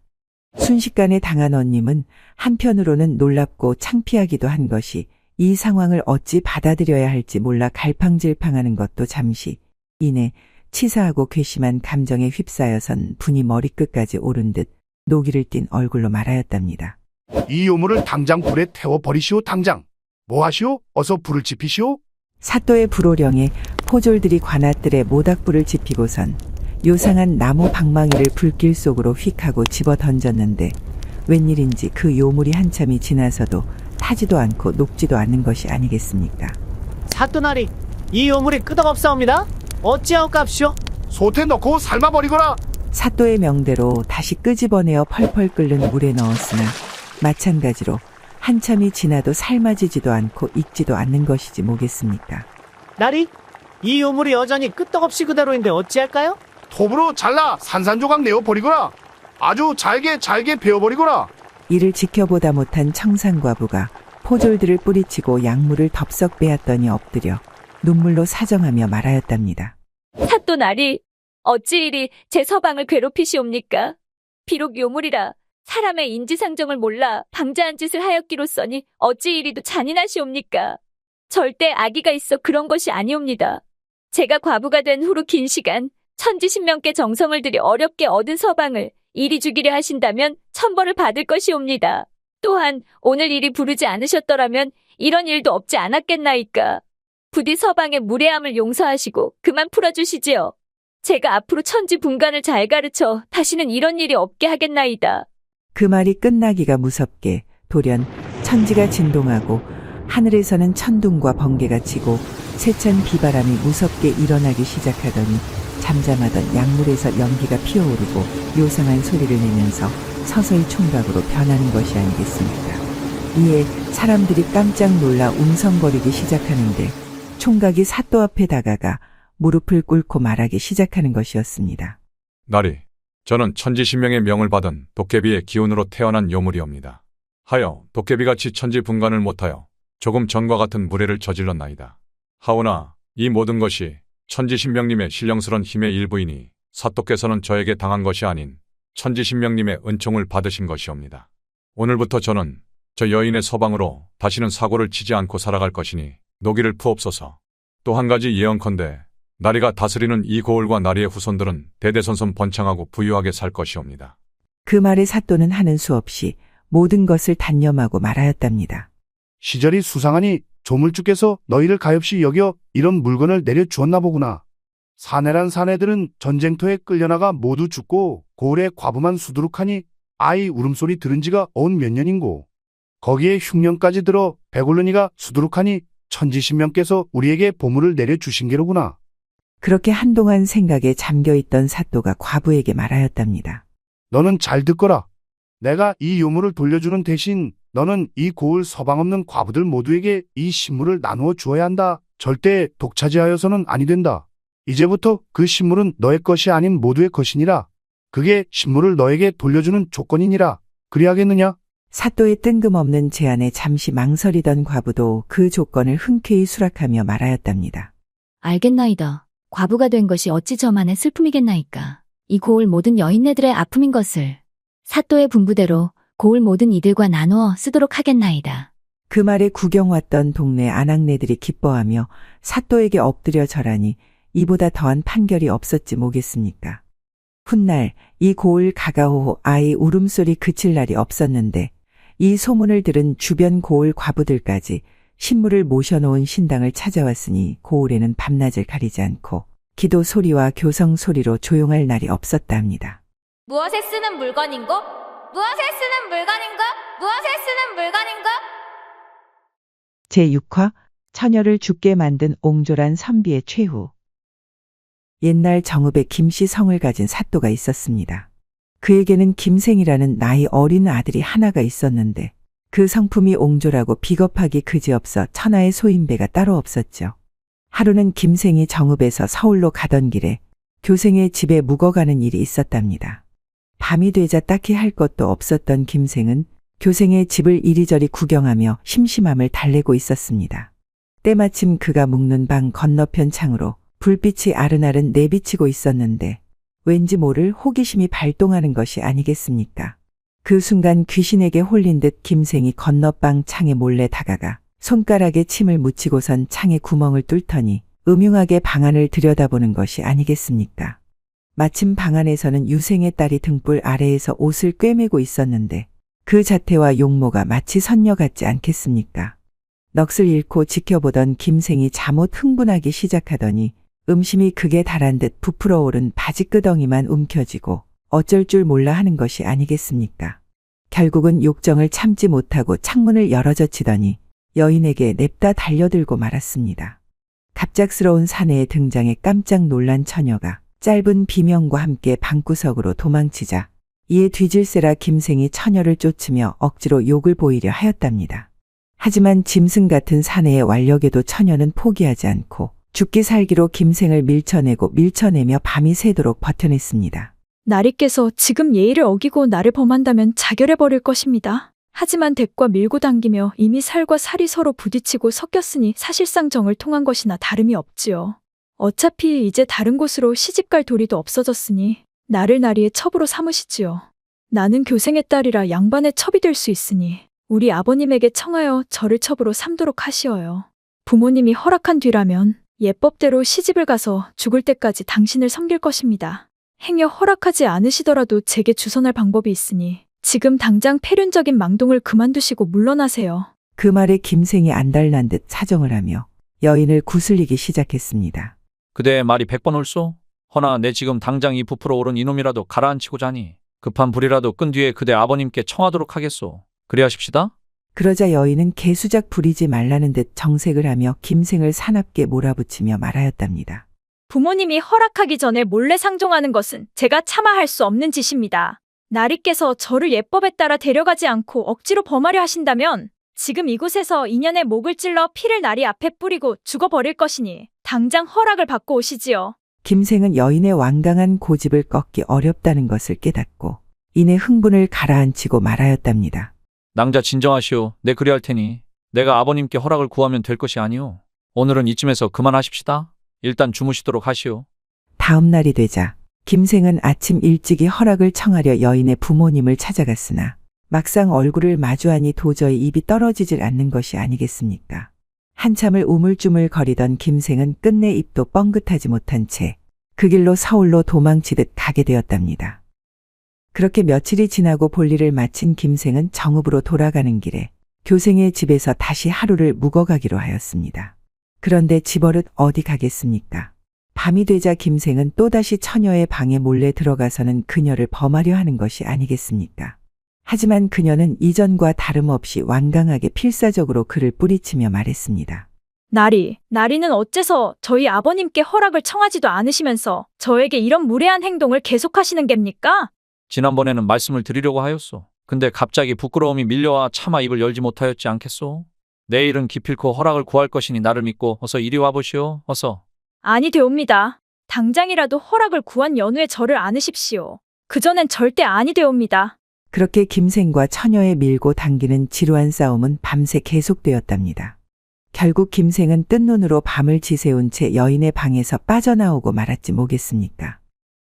다음 날 아침이 되어 그녀의 아버지를 다시 찾아간 김생은 순간 꿀먹은 벙어리가 되어 또다시 아무 말도 못한 채 정읍으로 돌아오고 말았습니다. 허락을 구하지도 못한 채 말이죠. 그렇게 며칠이 지나고 어떻게든 교생의 딸을 품고 싶었던 김생은 이런저런 핑계를 대어 아버지에게 서울에 가기를 청했습니다.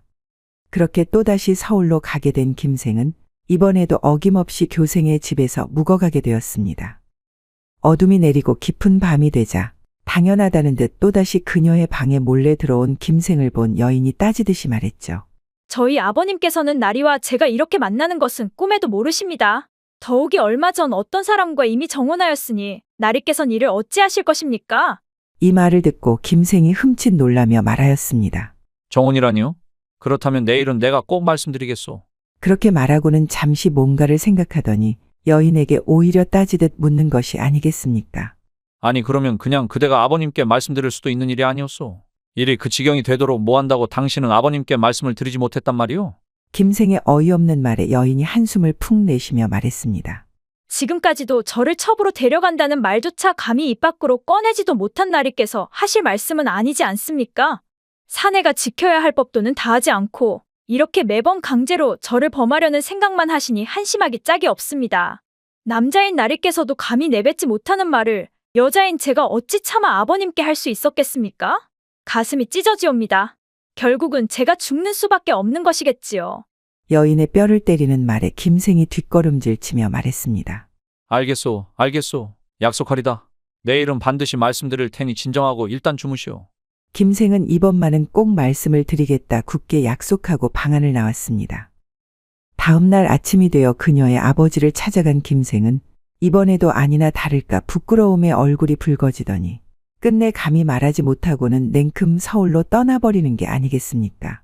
그렇게 며칠이 지나고 서울에서 정읍으로 돌아가던 김생은 이제는 익숙한 듯 교생의 집에 이르러 하루를 또 묵어가게 되었죠. 언제나 그랬듯 밤이 되자 그녀를 찾아간 김생을 그녀가 또다시 거절하며 말하였답니다. 일이 급박하게 돌아가고 있사옵니다. 지금 이 시기를 놓치고 계획을 세우지 않으면 돌이킬 수 없으니 꼭 허락을 청하시어요. 그렇지 않으면 저는 죽어버릴 것입니다. 하지만 다음 날 역시 김생은 여전히 말하지 못한 채 정읍으로 돌아가 버리고 말았답니다. 그렇게 정읍으로 돌아온 지 며칠이 지나자 교생의 딸에게 중독이라도 된 듯 김생은 그녀를 품지 않고는 못 살 것만 같은 생각이 들어 다시 서울로 가고자 하였습니다. 하지만 아들의 이유 없는 잦은 서울 출타에 수상함을 느낀 김생의 아버지가 노하여 꾸짖는 것이었습니다.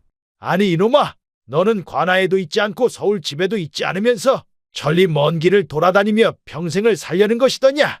내가 역마살이 낀 것이 아니라면 필시 미쳐버린 것이 분명하구나.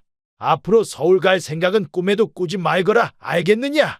부친의 말에 하늘이 무너지기라도 한 듯 펑펑 울며 김생이 애원하며 말했습니다.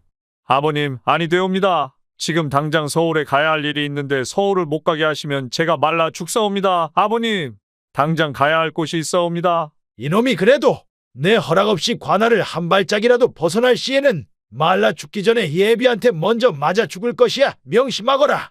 그날 이후 관아에 꽁꽁 발이 묶인 김생은 하루하루 애만 태우다 10여 일도 채 못돼 식음을 전폐하는가 싶더니 어느새 문을 들락날락 거리며 말도 횡설수설하고 이윽고 정신줄을 놓아버리는 것이 아니겠습니까?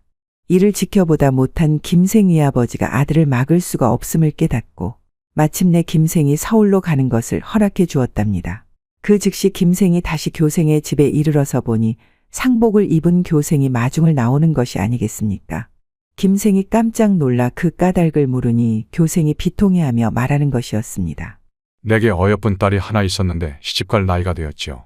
그런데 정혼한 나를 며칠 남겨두지 않고 갑자기 자결하지 않았겠습니까? 도무지 무슨 영문인지 알 길이 없으니 슬퍼서 무슨 말을 해야 할지 모르겠습니다. 김생이 그 말을 듣고서는 교생의 팔을 잡고 자기도 모르게 목을 놓아 통곡을 하자 교생이 괴이하게 여겨 물었습니다.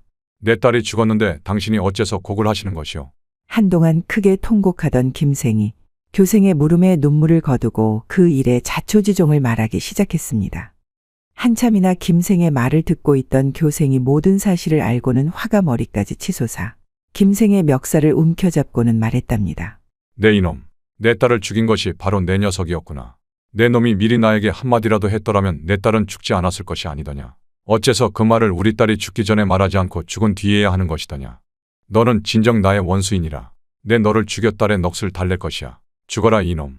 교생이 흥분하여 팔을 휘두르며 마구잡이로 김생을 때리니 김생은 걸음아 날 살려라 그대로 집을 뛰쳐나와 말을 타고 급히 도망쳐 겨우 화를 면할 수 있었더랬습니다. 그런데 얼마 지나지 않아 김생 역시 정신줄을 놓더니 어느 날 밤 스스로 목을 그어 자결하였는데 집안 사람들 모두 이 일을 쉬쉬하며 말하기를 꺼렸으니 그의 죽음과 관련된 수많은 풍문이 떠돌기 시작하였답니다. 내가 말일세 그날도 똑똑히 보았단 말일세. 사또 아들이 말이야 그날 밤에도 허공에다 대고 뭐라고 짓거리는 걸 말일세. 매일 밤 그러더란 말이지. 아니 글쎄 뭔 말을 하든가 그래. 매번 똑같은 말을 반복하는데 이렇게 말하더군. 내가 이번에는 아버님께 꼭 허락을 청할 것이니 믿어주시오. 낭자. 이렇게 말일세. 그러더니 그날 밤에는 그 사달이 난 게 아니냐 말일세. 예끼 이 사람아, 정신줄 놓은 사람이 무슨 말이든 못하겠나? 혹시 모르지? 처녀 귀신한테 홀려서 그랬는지 신경 끄고 어서 술이나 들게나.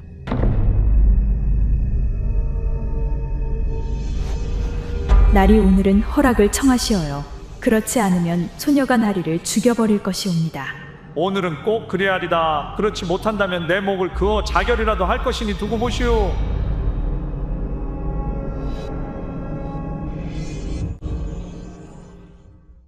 제7화 이 여인이 너의 아내인가. 어느 마을에 정직하고 마음씨 착한 선비가 살았답니다. 하루는 친척 집에 갈 일이 있어 그의 부인과 함께 산길을 가고 있었는데 그의 부인이 경사진 언덕을 오르다 그만 발을 헛디뎌 길 옆 연못에 빠지고 말았지 뭐겠습니까. 서방님, 살려주시오. 어푸어푸. 선비는 온몸을 던져 물속에 빠진 부인을 구하려 하였지만 어느새 아내의 모습이 보이지 않는 것이었답니다. 부인. 그렇게 졸지에 부인을 잃은 선비는 연못가에서 땅을 치며 펑펑 울고 있었죠. 그 순간 연못에서 희뿌연 연무가 피어오르더니 백발을 길게 늘어뜨린 산신령이 나타났지 뭐겠습니까. 그러더니 대뜸 애띠고 어여쁜 어린 여종을 보여주며 말하는 것이었습니다. 이 여자가 내 부인이냐? 정직한 선비가 말하였답니다. 아니옵니다. 저의 아내는 양반댁 자제이옵니다. 그 말에 신령이 곧바로 일패기생을 보여주며 말하였죠. 그럼 이 여자가 내 부인이냐? 그러자 선비가 머리를 가로저으며 다시 말했답니다. 저의 아내는 기생이 아니옵니다. 그러자 다시 단아한 양가집 교수를 보여주며 말하였답니다. 그럼 이 여자가 내 부인이냐? 이분 또한 아니옵니다.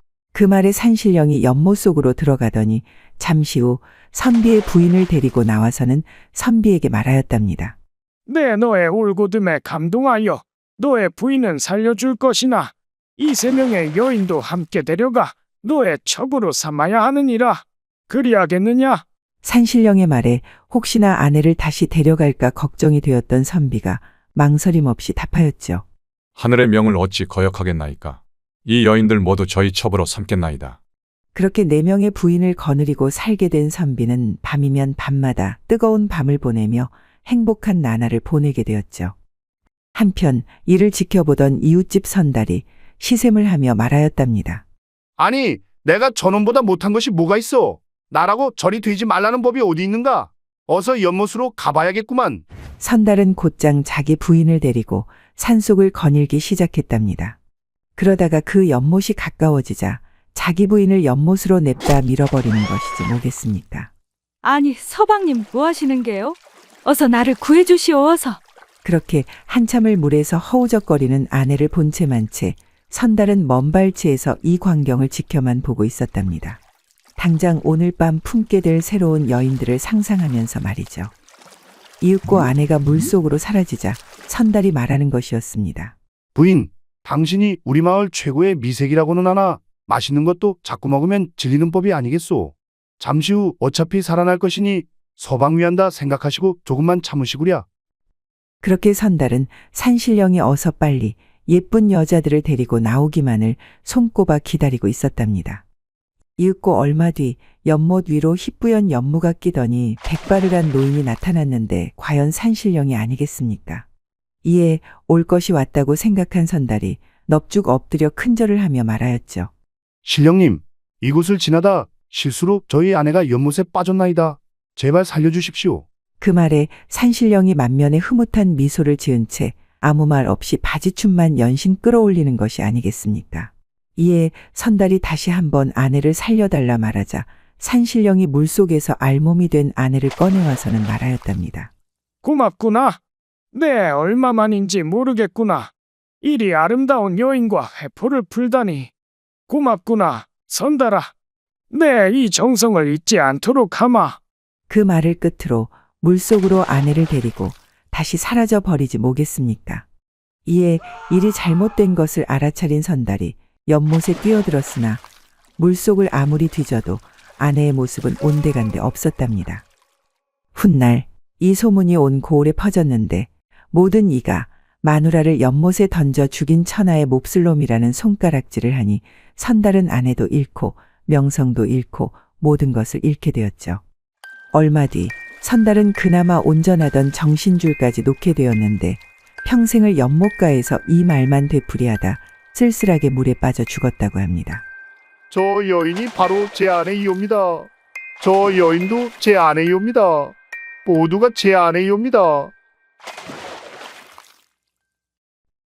제8화 한명회의 정실 부인이 된 좌수의 딸.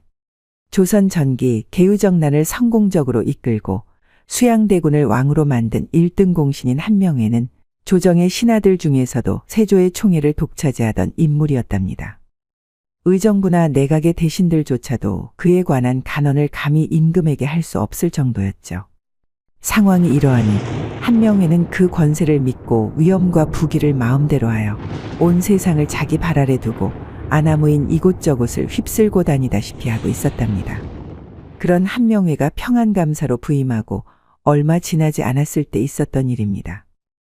온갖 불법이란 불법은 다 저지르고 다니며 자기 뜻에 조금이라도 거슬리는 자들은 죄다 잡아다 죽이거나 옥에 가두었으니 많은 사람들이 그를 두려워하여 그 어떤 이도 한명회의 눈밖에 나려고 하지 않았죠. 그가 행차할 때면 평안도 사람들은 마치 일이나 범을 만난 듯 벌벌 떨며 바닥에 엎드려 미동도 하지 못한 채 눈을 마주치는 것조차 두려워할 정도였답니다.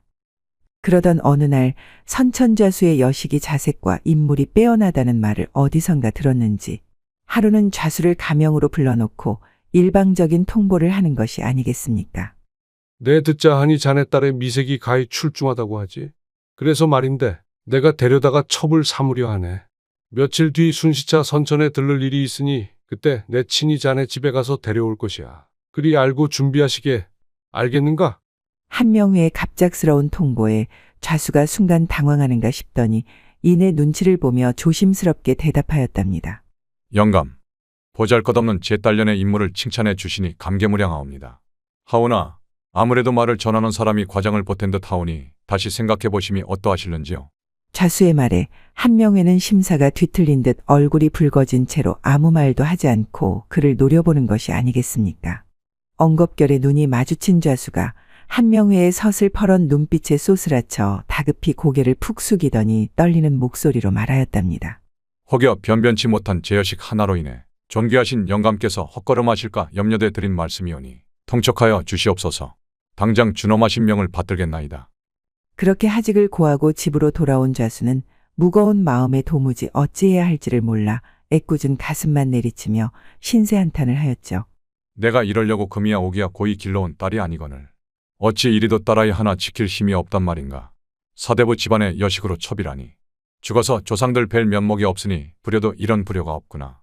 그렇게 한참을 얼굴에 수심을 가득 띤 채 한숨만 내쉬는 아버지를 보다 못한 딸이 물었답니다.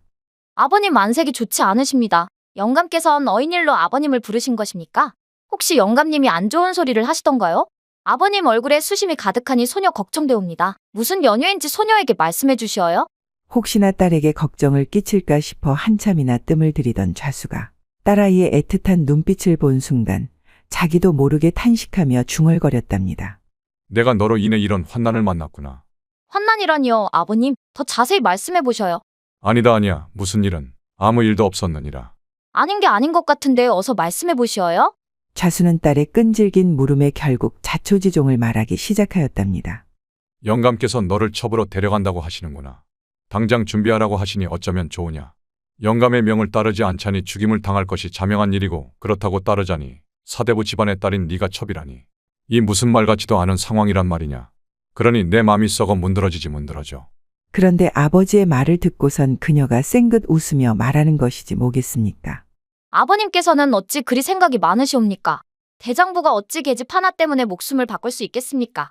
딸 하나 버려서 목숨을 보전하시는 것과 딸 하나를 위해서 죽음을 자초하시는 것은 비할 것이 못되오니 원컨대 아버님께서는 더 이상 털끝만큼도 이 딸년에 대해 걱정은 하지 마시어요. 그냥 딸 자식 하나 없다고 생각하시면 되는 일이옵니다. 어찌 보면 이것 또한 여자의 숙명이 아니겠나이까. 편한 마음으로 순리대로 순순히 받아들이겠나이다. 조금도 원망하거나 한스러운 마음은 없으니 개의치 마시어요. 소녀의 뜻이 이와 같사오니 아버님께서도 소녀의 뜻에 따라 처신하시기를 엎드려 비옵니다. 그러니 부디 수심을 다 털어버리시고 평안한 마음을 가지시옵소서. 딸의 갸륵한 마음에 좌수가 눈물이 그렁그렁하여 말하였답니다. 우리 딸이 이제 이 아비보다 낫구나. 언제 일이 다 컸노 우리 어여쁜 딸. 아비가 지켜주지 못해 미안하구나. 그리고 고맙구나.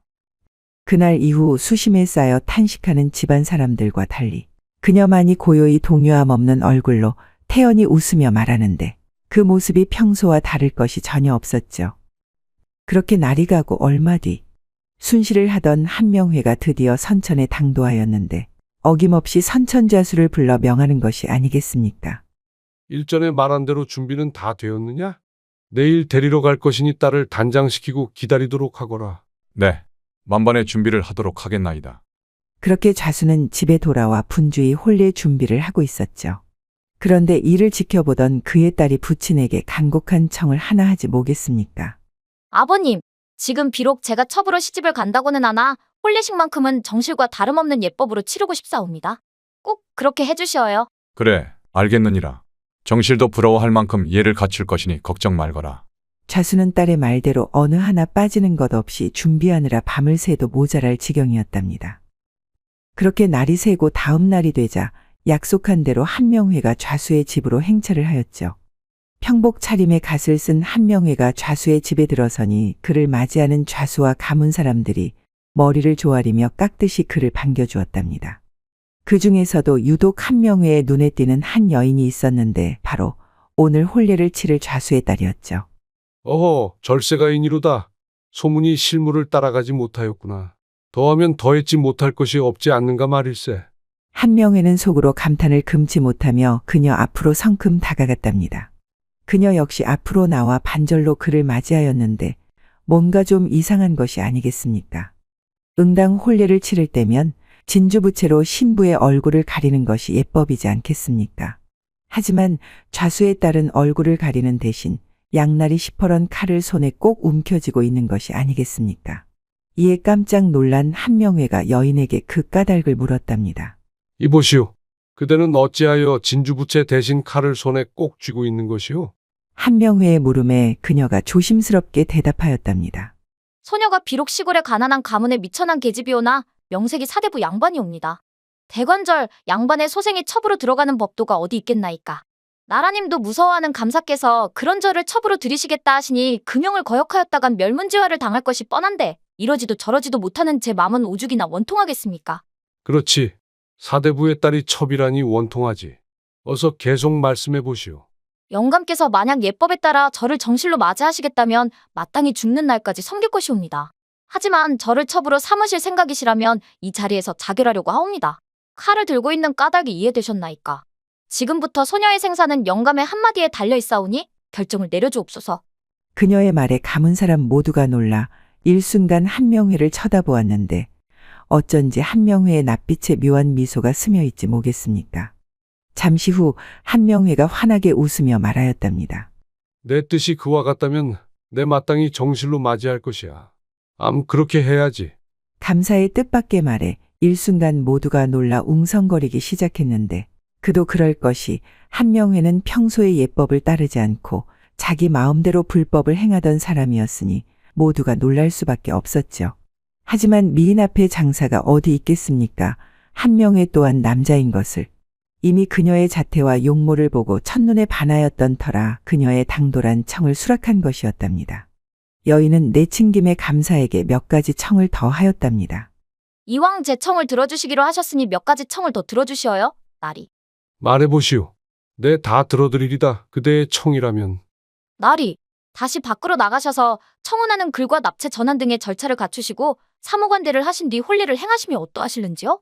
그렇지. 혼례를 하려거든 제대로 해야지. 내 그리하리다. 감사는 그 즉시 그녀의 말에 따라 예법에 맞게 모든 절차를 갖추어 혼례를 행한 뒤 그녀를 맞이하였답니다. 그렇게 혼례를 치른 뒤 감사는 그녀를 집으로 데려갔는데 기존의 본처와 첩들은 아예 거들떠보지도 않은 채 밤낮으로 그녀하고만 함께 있을 정도로 그녀를 끔찍하게 아끼고 사랑해 주었답니다. 더욱이 그 자질과 성품이 어질고 맑아 지아비의 행실이 옳지 못하고 바르지 않으면 남편을 타일러 정도를 걷게 하였는데 사람들은 그녀 때문에 한명회가 어질고 현명한 사람이 되었다 칭찬하니 그녀를 더욱 애지중지할 수밖에 없었답니다. 하지만 먼저 있던 본처는 그녀를 정실로 인정하지 않고 첩과 같이 대하며 타박하고 못살게 구는 것이 하루 이틀이 아니었죠. 게다가 일가 친척들도 그녀가 정실이 되는 것을 허락하지 않았으니 날이 갈수록 그 원통함이 마음속에 쌓여만 갔답니다. 한편 세조는 평복 차림으로 한명회의 집에 자주 들르곤 하였는데 한명회는 항상 술자리에 애지중지하는 그녀를 동석시켜 세조에게 인사 올리게 하였죠. 그럴 때면 세조는 깍듯이 그녀를 형수라 칭하며 예를 갖추었다고 합니다. 그러던 어느 늦은 밤 자맹을 돌던 세조가 한명회를 찾아왔을 때였습니다. 여느 때와 다름없이 서로 환담하며 술자리가 무르익어 가고 있을 때였는데 느닷없이 술을 올리던 여인이 뜰로 내려가더니 덥석 땅바닥에 엎드리는 것이 아니겠습니까? 이에 의아해진 세조가 어쩔 줄 몰라 하며 물었답니다. 형수 왜 이러시오? 어서 일어나시오. 어서. 부인 뭐 하시는 게요? 어느 안전이라고 이리 경거망동 하시는 겁니까? 당장 일어나시오. 세조의 말에도 꿈쩍 안고 엎드려 있던 여인이 잠시 후 자신이 시집을 오게 된 사정을 자세히 아뢰고선 눈물로 하소연하기 시작하였답니다. 소녀 비록 먼 시골의 가난한 집안 출신이긴 하나 명색이 양반 가문의 자제이옵니다. 이에 지아비와 약조한 대로 정실의 법도를 갖춰 혼례를 하였사온데 다만 나라에 처가 있는데 다시 처를 맞는 법이 없사온지라 사람마다 저를 첩이라 부르고 하되하니 이 어찌 원통하지 않겠사옵니까? 엎드려 비옵건대 마마께 없어 굽어 살피사 이를 바로잡아 주시옵소서. 그녀가 거듭 절을 하며 간절히 아뢰자 세조가 그녀의 말을 듣고 웃으며 말하였답니다. 형수님 알겠으니 어서 일어나시오. 계속 땅에 그리 엎드려 계시면 내가 무안하지 않겠소. 어찌 명색이 임금의 형수를 첩으로 살게 하겠소. 내 꼭 처결해 드릴 것이니 그만 일어나시오. 세조가 그렇게 약속하자 여인이 눈물을 펑펑 쏟으며 말하였답니다. 성은이 망극하옵니다. 대대손손 상간마마의 그 은혜 백골란망이 되도록 갚겠나이다. 성은이 망극하옵니다. 얼마 후 세조는 손수 어필로 교지를 작성하였는데 교지의 내용은 이러했답니다. 선천자수의 딸 아무개는 평안감사 한명회의 정실이 됨을 허락하노라. 또한 그 자손들 모두 차별 없이 높은 벼슬을 할 수 있도록 허락하며 이를 어기는 자들은 국법으로 엄히 다스리도록 하라. 그렇게 쓴 뒤 서명을 하고 옥새를 찍어 내려주었는데 이 소식을 들은 사대부들이 잠시 술렁이기는 하였으나 임금의 지엄한 명인지라 그 어느 누구도 토를 달지 못했다고 합니다. 이로부터 드디어 그녀는 정실 부인이 되었는데 더 이상 집안 그 어느 누구도 감히 그녀를 함부로 대하지 않았다고 합니다. 또한 그녀에게서 태어난 자손들도 훗날 과거에 급제하여 곧바로 벼슬을 하고 승진하는데 그 어떠한 어려움도 없었으니 조정의 요직에 두루 등용되어 그 능력을 인정받고 잘 살았다고 합니다. 고금소총 야담전설 몰아보기 재미있게 보셨나요? 오늘 이야기는 여기까지입니다. 다음 시간에 더 재미있는 이야기로 찾아오겠습니다. 구독과 좋아요, 알림 설정 부탁드립니다. 더 재미있는 이야기를 원하신다면 다음 동영상과 추천 동영상 꼭 시청 바랍니다. 감사합니다.